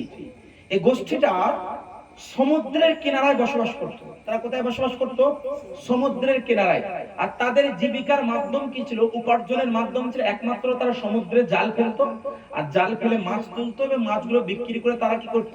জীবিকা নির্বাহন করত। এটাই তাদের মাধ্যম ছিল, এটাই তাদের সোর্স অফ ইনকাম ছিল। এইভাবে তাদের জীবন যাপন, এইভাবে তাদের অতিবাহিত হচ্ছিল।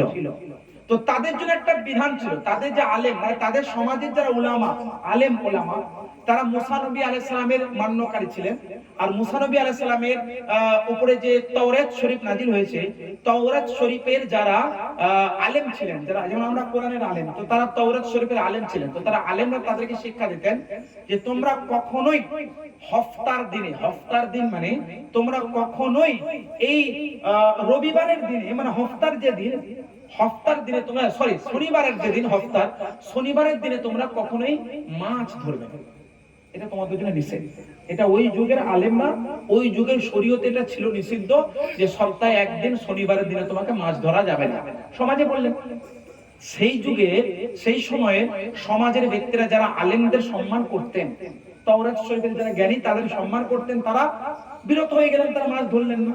কিন্তু তাদের মধ্যেও কিছু এমন ব্যক্তি বদমাশ ছিল, সব যুগে আছে, এখন আমাদের যুগেও আছে, আছে না নাই? তো সেই যুগের কিছু বুঝলেন চঞ্চল বদমাশ ব্যক্তি ছিল, চালাক। দেখুন, চালাক হওয়া ভালো, চালাকি ভালো না। আপনি চালাক হন, চালাক হতে হবে, কিন্তু চালাকি করা যাবে না। সব জায়গায় চালাকি করা উচিত হয় না। চালাকি না যায় হারাম হয়, চালাকি না যায় হারাম হয়। তো তারা চালাকি করলো কি জানেন? তারা নিজেকে বিরাট বড় চালু ভাবতো। তো ওই সমাজের কিছু মানুষ তারা বলছে সপ্তাহে একদিন তো মাছ ধরা যাবে না। কিন্তু আল্লাহর কত বড় পরীক্ষা দেখুন, আল্লাহ কত বড় পরীক্ষা দিচ্ছেন। শনিবার দিন মাছ ধরতে বারণ করেছেন, আর ওই শনিবারের দিনে, মানে একদম শনিবারের দিনে সমুদ্র থেকে পানির স্রোত বয়ে কিনারাতে পুরো মাছ চলে আসে।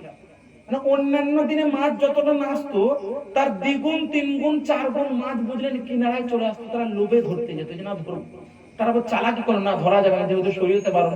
তারা চালাকি করছে, মানে আলেমরা ব্যাখ্যা করছে, তারপরে তারা চালাকি করছে। কি করলো? তারা দেখবেন সমুদ্র পানি যখন স্রোত বয়ে যাবে, পানির ঢেউ যখন খাবে, তো মাছগুলো ঢেউয়ের সঙ্গে একদম কিনারায় চলে আসবে কিনা। তো পানির ঢেউটা আসার সঙ্গে সঙ্গে তারা কি করতো? ছোট ছোট নালা, ছোট ছোট নালা, ছোট ছোট গর্ত করে দিয়ে ঘিরে দিত। পানির ঢেউ যখন মাছগুলো আসতো, নালার মধ্যে পড়ে যেত, নালাটা ঘেরা ছিল, উঠতে পারতো মাছগুলো, ওই গর্তের মধ্যে থেকে যেত। তো তারা কি করতো? পরের দিন মাছ ধরতো।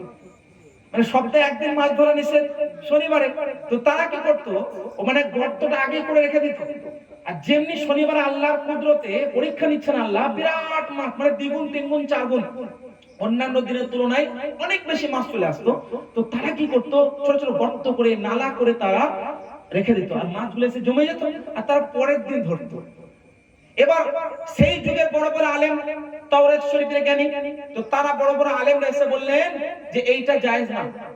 তোমরা যদিও প্রকাশ্যে তোমরা লোক দেখানি বলছো যে তোমরা শনিবারে না রবিবারে মাছ ধরছো, কিন্তু অ্যাকচুয়ালি তোমরা মাছটা শনিবারে ধরলে কেন? তোমরা নালা করে রেখে দিলে, গর্ত করে জমা সুরক্ষিত করে দিলে, তার মানে তোমরা মাছটা জালে আগে ভরে নিলে। তো তোমাদের চালাকি চলবে না, আল্লাহ দেখছেন এটা না জায়েজ, এটা হারাম। না না না, আমরা থরি না মাছ ধরছি, আমরা কি শনিবার মাছ ধরছি, রবিবার মাছ ধরছি আমরা, তো চালাকি। তো তারা আলেমদেরকে অ্যাভয়েড করলো, তাদের আলেমদের কথা শুনলই না। আল্লাহ পাক একদিন, দুই দিন দেখলেন, তৃতীয় দিনে তারা যখন তৃতীয় দিনে মাছ ধরতে যায়, যেমনি তারা মাছে হাত দিয়েছে, সঙ্গে সঙ্গে বাঁদর হয়ে যায়। কোরআনে আছে আল কিরাদাতা, কোরআনের মধ্যে আছে তাদেরকে বাঁদর করে দেওয়া হলো, বাঁদর। আচ্ছা, অবাক যাবেন, আজকের যুগে যারা ফিজিক্স নিয়ে পড়াশোনা করেন, যারা আজকে সায়েন্স নিয়ে পড়াশোনা করেন, আপনারা জানেন হিউম্যান বডিতে এমন ডিএনএ আছে, আর বাঁদরের মধ্যে এমন ডিএনএ আছে যেটা কোনোদিন এটা সম্ভব হতে পারে না যে হিউম্যান বডির ওই ডিএনএ কখনো বান্দরের ডিএনএ তে পরিবর্তিত হতে পারে না। দিস ইজ নট পসিবল, এটা সম্ভব নয়। আজকের যুগের বড় বড় বিজ্ঞানী যারা ফিজিক্স নিয়ে পড়েন তারা ভালোভাবে জানে যে কোনোদিন এই ডিএনএ ম্যাচ করবে না। কিন্তু মনে রাখে সব ডিএনএ বাদ দাও, আল্লাহর কুদরত যেখানে যাবে যে কোনো ডিএনএ যে কোনো সময় পরিবর্তন হতে পারে। হতে পারে না, পারে না। দুটো ব্যাখ্যা, হয় তাদের কাজগুলো বান্দরের মতো হয়ে গেছিল, আর আরেকটা ব্যাখ্যা মুফাসসির বলেন আসলে তারা বান্দরের মতো হয়ে গেছে। যেমনি তারা বান্দরের মতো হয়ে যায়, যেমনি তারা নিজের চেহারা আয়নার মধ্যে দেখে তারা অবাক হয়ে কাঁদতে লাগে ভয়ে, তাদের পরিবাররা চিনতে পারে না, তারা কাঁদতে লাগে। মুফাসসিরিনে কেরাম বর্ণনা করেন, অনেক ইমাম ইবনে কাসির রাহিমাহুল্লাহ, ইমাম ফখরুদ্দিন রাজি রাহিমাহুল্লাহ তাফসীরের মধ্যে লিখছেন তারা মোটামুটি 60 দিন থেকে 65 দিন, মানে 2 মাস না 2.5 মাস, তার বেশি নয়, 2 মাস 2.5 মাস তারা সমাজ থেকে একদম আলাদা হয়ে বিচ্ছিন্ন হয়ে অলিতে গলিতে বালুর মধ্যে যেখানে সেখানে পড়ে থেকে বাঁদরের মধ্যে ব্যবহার করত।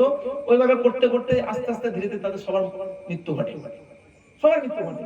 তো আল্লাহ রাসূল যে বলছেন উগদু আলিমান আও মুতাআল্লিমান আও মুস্তামিআন আও মুহিব্বান ওয়ালা তাকুলিল খামিস ফাতাহলিক, তোমরা আলেম হও, আলেমের ছাত্র হও, আলেমের শ্রবণকারী হও, না হলে আলেমের মহব্বতকারী হও, পঞ্চম হও না হলে হালাক হয়ে যাবে। এটা আমাদের জন্য শিক্ষণীয় বিষয়।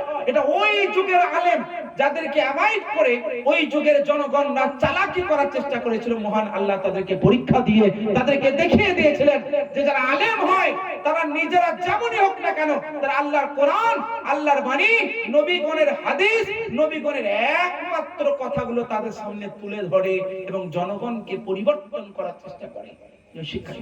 যখন আলেম থেকে আপনি বিচ্ছিন্ন হয়ে যাবেন তখন দেখবেন আমাদের সমাজ একেবারে নষ্ট। আজকে আমরা গুগলের উপরে ভরসা করি, আলেমের উপরে না।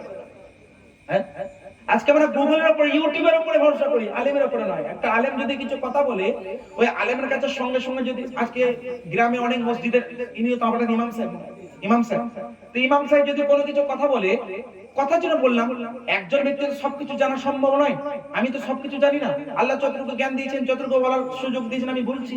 এরকম অনেক ইমাম আছেন, হয়তো আপনি কিছু প্রশ্ন করলেন ওই মুহূর্তে উত্তরটা ওনার জানা নেই, অথবা ওই রেফারেন্সটা ওনার জানা নেই। আমি মানবো না আপনার কথা, দলিল দেখান। ওনার দলিল দেখাতে যদি 1-2 দিন টাইম লাগে ইউটিউবকে জিজ্ঞেস করতে, সোশ্যাল মিডিয়াকে জিজ্ঞেস করতে, সোশ্যাল মিডিয়া যেটা বলবে ওটাই মানছে, আলেমের কথা মানে না। মানে আলেম তখন বাদ, সোশ্যাল মিডিয়া একদম সোশ্যাল মিডিয়াকে প্রায়োরিটি দিচ্ছে, প্রাধান্য দিচ্ছে, তখন অগ্রাধিকার রেখে দেয় না আলেমকে। এইটা আমাদের সমাজে ধ্বংসের মূল কারণ কিনা বলুন? হ্যাঁ মানছি, অনেক আলেমের মধ্যে ত্রুটি আছে, অনেক আমাদের ওলামায়ে কেরামের মধ্যে কমি আছে, মানছি, কমি থাকতে পারে। আমরা আলেম সম্প্রদায়, আমরা তো আসমান থেকে টপকে আসেনি, আমরা তো মানুষ, মানুষের মধ্যে ত্রুটি থাকতে পারে। কিন্তু আপনি রেসপেক্ট করুন আলেমের ইলমকে, আপনি রেসপেক্ট করুন আলেমের সিনার মধ্যে যে কোরআন আছে, আলেমের সিনার মধ্যে যে হাদিস আছে, ওটা রেসপেক্ট করুন। এটা হচ্ছে আসল। কিছুদিন আগে একজন ইউপি, মুম্বাই, মহারাষ্ট্রের মধ্যে একটা ঘটনা ঘটেছিল। একজন আল্লাহর বড় একজন মাহবুব বান্দা, একজন প্রিয়, একজন আলেম, বড় আলেম, মসজিদে ইমাম, মুসলিম সম্প্রদায়ের কিছু নওজওয়ান তাকে লাঠি দিয়ে মেরে বিভিন্ন একটা ঘটনা ঘটেছে। এগুলো কেন হয়? এগুলো হলে আমাদের সমাজ, আমাদের উপরে আল্লাহর রহমত নাজিল হবে না, রহমত গজব নাজিল হবে। ওই জন্য বুঝতে হবে আমাদের সমাজ পতনের দিকে কেন যাচ্ছে। তার অনেকগুলো কারণ, একটা দুইটা কারণে, হাজার হাজার কারণ আছে। কারণগুলো চিনতে হবে, প্রবলেমগুলো প্রেডিক্ট করতে হবে এবং তারপর আমাদের সলিউশনগুলো খোঁজ করতে হবে। তবেই আমরা সঠিক রাস্তায় পরিচালিত হতে পারবো, তবে আমরা ডেভেলপ করতে পারবো। যে বিষয়টা আমি বলছিলাম যে আল্লাহ রাসূল আমাদেরকে ইলম অর্জন করার বা আলেমের ছাত্র হওয়ার, আলেমের শ্রবণকারী হওয়ার, আলেমের মুহাব্বতকারী হওয়ার কথা বলেছেন। তো হযরত আবু হুরায়রা রাদিয়াল্লাহু আনহু ইলমে নবীর এত মুহাব্বত করতেন, ইলমে রাসূল এত মুহাব্বত করতেন, রাসূলের হাদিস শোনার জন্য উনি বুঝলেন রাতের পর রাত, দিনের পর দিন অপেক্ষা করতেন আল্লাহর নবীর হাদিস শোনার জন্য, মুখস্থ করার জন্য। আর উনি মুখস্থ করেছেন বলে আপনি বুখারীতে 10টা হাদিস বলে 3টি হাদিস আবু হুরায়রা থেকে বর্ণিত পাবেন। সহিহ মুসলিম 10টা পড়লে আপনি 3টে আবু হুরায়রা থেকে পাবেন। ইবনে মাজাহ পড়লে আপনি 20টি হাদিস পড়লে 3টে আবু হুরায়রা থেকে পাবেন। পাবেনই আপনি। কেন? এত হাদিস উনি করেছেন, 3,000 হাদিস করেছেন।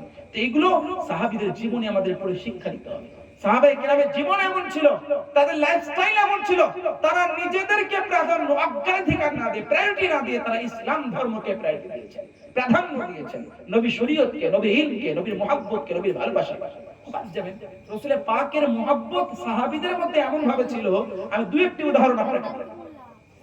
আল্লাহ রাসূলের জামানার পরে হযরত সাইয়্যিদনা ওমর ফারুক রাদিয়াল্লাহু আনহু যখন জামানা হয়, মানে দ্বিতীয় খলিফার জামানা, যেটাকে গোল্ডেন এরা বলে, সুবর্ণ যুগ, সেই যুগে একটা শান্তিপূর্ণ ভাবে মানুষ জীবন যাপন করত। হযরত উমর ফারুক রাদিয়াল্লাহু আনহু জামানা, ওনার জামানাতে মসজিদে নববী শরীফের কিছু আপনার কাজ হয়েছিল। তো মসজিদে নববী শরীফে যখন নামাজিগণ নামাজ পড়তে যেতেন, তো মসজিদে নববী শরীফের ঠিক পাশেই একটা সাহাবীর বাড়ি ছিল। ওই বাড়ির বুঝলেন, এই যে আমাদের এই টিনের বাড়িগুলো দেখছেন, এই টিন থেকে পানি পড়ে, এরকম ছাদ থেকে পাইপ লাগিয়ে আপনার পারনালা তৈরি করে পানি বের হয়। তো এরকম খাজুর পাতা দিয়ে যদি ছাদ হয়, পানি বের হওয়ার একটা নির্দিষ্ট এরা থাকে, একটা সিস্টেম করা থাকে, যেটাকে উর্দুতে আপনার পারনালা বলা হয়। কি বলা হয়? পারনালা, মানে কোনোভাবে পানি পাস করা একটা জিনিস। তো আল্লাহর নবীর একজন সাহাবী মদিনার মসজিদে নববী শরীফের পাশে ওনার বাড়ি ছিল। তো ওনার বাড়ির যে জিনিসেরই ছাদ হোক না কেন, সে খাজুর পাতা ছাদ হোক, জারি হোক না কেন, পানিটা নির্দিষ্ট একটা জায়গা, কোন একটা জিনিস লাগানো ছিল যেটা দিয়ে পানি প্রবাহিত হতো। আর মদিনার মসজিদে যারা নামাজ পড়তে যেতেন, ওই পাইপ থেকে বা ওই জিনিস থেকে যখন পানি পড়তো, তো পানির ছিটাগুলো নামাজীদের গায়ে পড়তো। তো নামাজি একটা অভিযোগ জানালেন, ইয়া আমিরাল মুমিনিন ইয়া খলিফাতুল মুসলিমিন, হুজুর আমরা যখনই নামাজ পড়তে যাই, অমুক বাড়ির ছাদ থেকে পানিটা বের হয় আর আমাদের গায়ের উপরে ছিটা পড়ে। তো আল্লাহ রাসূলের সাহাবী হযরত ওমর ফারুক রাদিয়াল্লাহু আনহু একজনকে নির্দেশ দিলেন, আর নির্দেশ দিয়ে ওই পাইপটা সেই যুগে ছিল না, অন্য কোন একটা জিনিস পারনালা, ওটাকে খুলে সরিয়ে দিলেন। আর জিনার বাড়ির তিনিও সাহাবী, যেমনি সরিয়ে দেওয়া হলো, উনি রাগান্বিত হয়ে গেলেন। রাগান্বিত হয়ে উনি দৌড়ে ওমর ফারুক রাদিয়াল্লাহু আনহু যুগে মানে খিলাফতের ওরা দরবারে এলেন। আসার পর উনি রাগান্বিত হয়ে বললেন, হুজুর ইয়া আমিরুল মুমিনিন ইয়া খলিফাতুল মুসলিমিন, হুজুর আপনি কেন এই কাজটা করলেন? আপনি কেন খুললেন? উনি মানে ওইভাবে বলছেন। ওমর ফারুক বলছেন, কি হয়েছে আপনার, কেন এরকম করছেন? ওমর ফারুকের জাজবা, ওমর ফারুক রাদিয়াল্লাহু আনহু বলছেন, কি হয়েছে বলো, শান্তভাবে বলো কি হয়েছে। আমি পারনাটা আমি জীবনে কোনোদিন খুললাম, আপনি কেন খুলতে বললেন? যে কেন কেন খুলুন, নামাজীদের অসুবিধা হচ্ছে। ওই যে নামাজীদের অসুবিধা হোক, ওই পারনালা আমি লাগাইনি, আল্লাহর নবীর মুবারক হাত দিয়ে আল্লাহর নবী লাগিয়েছিলেন, আর আমি আল্লাহর নবীর গোলাম, কখনো সাহস করিনি ওই জিনিসটা খোলা। আমি আল্লাহ নবীর গোলাম, কখনো সাহস করিনি ওই জিনিসটি খোলার, কারণ আল্লাহ নবী হাত দিয়ে লাগিয়েছেন, আমি কিভাবে খুলতে পারি? ওনার মহব্বত দেখুন। ওমর ফারুক বলছেন, তাই? বলছে হ্যাঁ, আল্লাহ নবী আমার কাঁধের উপরে চেপে ওই জিনিসটা লাগিয়েছিলেন। ওমর ফারুক বলছেন, তুমি চলো। আল্লাহ রাসূল ইনিও সাহাবী, উনিও সাহাবী। ওমর ফারুক রাদিয়াল্লাহু আনহু ওই সাহাবীর বাড়ি গেলেন, আর যাওয়ার পরে বললেন, সাহাবী তুমি আমার কাঁধে চাপো, কাঁধে চেপে আবার পুনরায় ওটাকে লাগিয়ে দাও। হে নবীর মহব্বত, নবী যে জিনিসটা স্পর্শ করেছেন ওটাকে সরানোটা পর্যন্ত পছন্দ করেনি সাহাবীরা, আর আমরা নিজের জীবনে পোশাককে সরিয়ে দিয়েছি, খাবারকে সরিয়ে দিয়েছি, প্লেটকে সরিয়ে দিয়েছি। আপনার রাসূল পাক যে জিনিসে বসেছে সেই জিনিসকে অ্যাভয়েড করি, বলে আই ডোন্ট লাইক, বলে শোনো আই ডোন্ট লাইক বাদ দাও। সাহাবীদের জীবনকে ফলো করো। তুমি চেয়ারে বসো, কোনো ব্যাপার না, খারাপ বিষয় না, কিন্তু আল্লাহ নবী যেটাই বসেছেন ওটা তুমি খারাপ বলো না। তুমি চেয়ারে বসে খাও, কোনো ব্যাপার নেই, কিন্তু চেয়ারে বসো, একটা সুন্নত বাদ দিলে আরেকটা সুন্নত পালন করতে পারবে। আপনি চেয়ারে যদি বসছেন, মাটিতে বসে খাওয়ার সুন্নত পালন করতে পারলেন না, কিন্তু হাত ধোয়ার সুন্নত পালন করতে পারবেন। আপনি ওইটা না ওটা করার পর আপনি 3 আঙ্গুল দিয়ে খাওয়া, এই সুন্নত পালন করতে পারবেন। বিসমিল্লাহ বলে খাওয়া সুন্নত পালন করতে, আমরা কিছুই করি না। খাবার পদ্ধতি, ধারা, পারা, নিয়ম নীতি সব চেঞ্জ, আমাদের সব মডার্ন হয়ে গেছে। আমরা বলি এটা আমাদের মডার্ন জামানার। তোমরা যেই মডার্ন যুগে থাকো না কেন, রাসূলের পাকের আদর্শ যদি না থাকে, ওই মডার্নিটিকে আল্লাহ ছুঁড়ে ফেলে দেবে। আজকে আমাদের বাস্তব এই জীবনে আমরা লক্ষ্য করে দেখি, আপনি যেখানেই থাকুন, যাই করুন না কেন, আপনার মধ্যে রাসূলের পাকের আদর্শ আনতে হবে। কোনো হুজুর, কারণ আমি নিজে এই যুগে বাস করছি, আমি জানি অনেক কিছু জিনিস আমাদেরকে বাধ্যতা অ্যাভয়েড করতে হয়, অনেক জিনিস আমাদেরকে বাধ্যতা ছেড়ে দিতে হয়, কিন্তু ওইটা ছাড়ার পর রাজি খুশি হলে হবে না, অন্তর থেকে দুঃখ করতে হবে যে জিনিসটা বাদ পড়ে গেল। আপনি এমন অনেক জায়গায় গেলেন, রেস্টুরেন্টে গেলেন, যেখানে নিচে বসে খাওয়ার সুযোগ নেই, কোনো জায়গায় সুযোগ নেই, যেখানে হাত দিয়ে খাওয়ার সুযোগ থাকলে ওই জিনিসটা এমন একটা জিনিস আপনার চামচ দিয়ে খেতে, একটা দুঃখ করুন, যেমন হাত দিয়ে খেতে পারেন চামচ দিয়ে, দুঃখ মানে একটা দুঃখ প্রকাশ সুন্নত ছেড়ে গেল, কিন্তু আরেকটা সুন্নত পালন করুন, এটা হচ্ছে নিয়ম। এইভাবে আমাদেরকে আদর্শগুলো গ্রহণ করতে হবে। কিন্তু আল্লাহ রাসূলের জীবনের, আল্লাহ রাসূলের আদর্শকে যদি বলেন আই ডোন্ট লাইক, আপনি মুসলমানই থাকবেন, কাফের হয়ে যাবেন। আল্লাহ রাসূলের ইহানাত করা, রাসূলের পাকের সুন্নতকে অপছন্দ করা কুফরি, কুফরি, কুফরি। এই জন্য শিক্ষা নিতে হবে, রাসূলের পাকের আদর্শকে গ্রহণ করতে হবে, সাহাবীদের জীবনীকে পড়তে হবে এবং নিজের জীবনে বাস্তবায়ন করতে হবে। আজকে দেখবেন আমাদের পাড়া প্রতিবেশী তো দূরে থাক, এক ভাই যদি মুরগা মুসাল্লাম খাচ্ছে, আর এক ভাই শাক ভাত খাওয়ার সামর্থ্য নেই, আমরা দেখি। আমি নিজের বাড়ির, আমি নিজে আগে ইনক্লুডেড, আমি আমার কথা বলছি, শুধু আমি আপনাদেরকে শিক্ষা দিচ্ছি না, নিজেকেও শিক্ষা দিচ্ছি। আমি নিজেও পরিবর্তন হওয়ার চেষ্টা করছি, যে আমি আমার কথা বলছি আপনাকে, যে আমাদের ভাই, এক ভাই যদি বিরিয়ানি মুরগা মুসাল্লাম খায়, আরেক ভাই শাক ভাত খাওয়ার সামর্থ্য নেই, তো সেই জায়গায় আমাদের করার কি দরকার? আমি আমার কথা বলছি, আমাদেরও কি করার দরকার, সেটা কি করতে হবে? একদিন মুরগা মুসাল্লামের জায়গায় আমি ভাত শাক, দুই ভাই মিলে ভাত শাক ভাত আলু খাবো, এইটা হচ্ছে শরীয়তের আসল, শরীয়তে মুহাম্মদী নবীর আদর্শের নাম। আপনি অবাক যাবেন, আল্লাহ রাসূল একদা মসজিদ নববী শরীফে বসে আছে, আর একজন মেহমান, আল্লাহ নবীর মেহমান, আল্লাহ নবী মেহমান বলে আখ্যায়িত করেন, একজন দুর্ভিক্ষ ব্যক্তি, একজন আপনার দরিদ্র ব্যক্তি, একজন দুস্থ ব্যক্তি আল্লাহ রাসূলের জামানে আল্লাহ রাসূলের দরবারে হাজির হলেন। আল্লাহ রাসূল দাঁড়িয়ে আম্মা জান আয়েশাকে বলছেন, এ আয়েশা, বাড়িতে কিছু আছে? বাড়ি থেকে উত্তর আসছে, আল মা, শুধুমাত্র পানি আছে। কি আছে? পানি। আল্লাহ রাসূলের বাড়ি, আল্লাহ রাসূল কি গরীব ছিলেন? নাউযুবিল্লাহ, না। আল্লাহ রাসূল কি দরিদ্র ছিলেন? নাউযুবিল্লাহ, না। অনেকে এসব ঘটনাগুলো বলে নবীকে দরিদ্র প্রমাণ করার চেষ্টা করে। মনে রাখবেন, এই সমস্ত কথাগুলো বলা কুফরি। আর নবী দরিদ্র নয়, দারিদ্রতা পছন্দ করেছেন। নবী গরীব ছিলেন না, গুরবাতকে পছন্দ করেছেন। নবী দরিদ্র থাকাটাকে কবুল করেছেন, নবী দরিদ্র ছিলেন না। আমি ঘটনাটা কন্টিনিউ করার আগে আমি আরেকটি কথা আপনাকে বলছি। আল্লাহ রাসূল যে বিছানায় ঘুমাতেন, খাজুর পাতার চাটাইয়ের উপরে আল্লাহ রাসূল যে ঘুমাতেন, আমি বলছিলাম যে আপনি খাজুর পাতার উপরে ঘুমান, আপনি আপনি স্পঞ্জের বেড যাতেই ঘুমান না কেন, একটা সুন্নত ছেড়ে গেলে কমসে কম আরেকটা সুন্নত পালন করুন। ডান কাত হয়ে ঘুমান, দোয়া পড়ে ঘুমান, ওযু করে ঘুমান, কোন একটা তো সুন্নত পালন করবেন। আমরা কিছুই করি না, সব ছেড়ে দিয়েছি। কোন একটা হচ্ছে না তো আরেকটা তো করেন, পুরো বাদ দিলে হবে না। অবাক যাবেন, আল্লাহ রাসূল যে বিছানায় ঘুমাতেন খাজুর পাতা চাটা, রাসূলের পাকের মুবারক পৃষ্ঠের মধ্যে দাগ হয়েছে। আল্লাহ রাসূল সাল্লাল্লাহু আলাইহি ওয়াসাল্লাম ঘুমাতেন একটা বিছানায়, যে বিছানাটা হচ্ছে খাজুর পাতা। একজন ইহুদি নাসল, একজন খ্রিস্টানি মহিলা, আল্লাহ রাসূলের বাড়িতে একজন খ্রিস্টানি মহিলা আসে, আর বিছানা দেখে তখন অবাক হয়ে, নবী মুস্তাফা, ওনার বিছানা এরকম দশা। তো আম্মা জান আয়েশাকে একটা নরম তুলতুলে একটা মোটা একটা বিছানা গিফট করলেন। আচ্ছা, নবী মুস্তাফা কারো কোনো তোহফাকে কিন্তু ঘুরিয়ে দিতেন না, গ্রহণ করতেন। আল্লাহ নবী গিফটকে পছন্দ করতেন, এক অপরকে গিফট দেওয়া ভালো, কবুল করবেন, যেই হোক, মালদার দেখ, গরীব দেখ, যেই দেখ।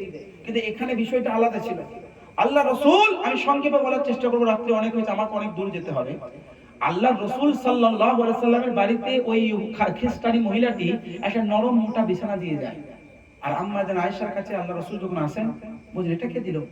তো বলছে, অমুক একজন খ্রিস্টানি মহিলা আপনার বিছানাকে দেখে আপনাকে দিয়ে গেছে।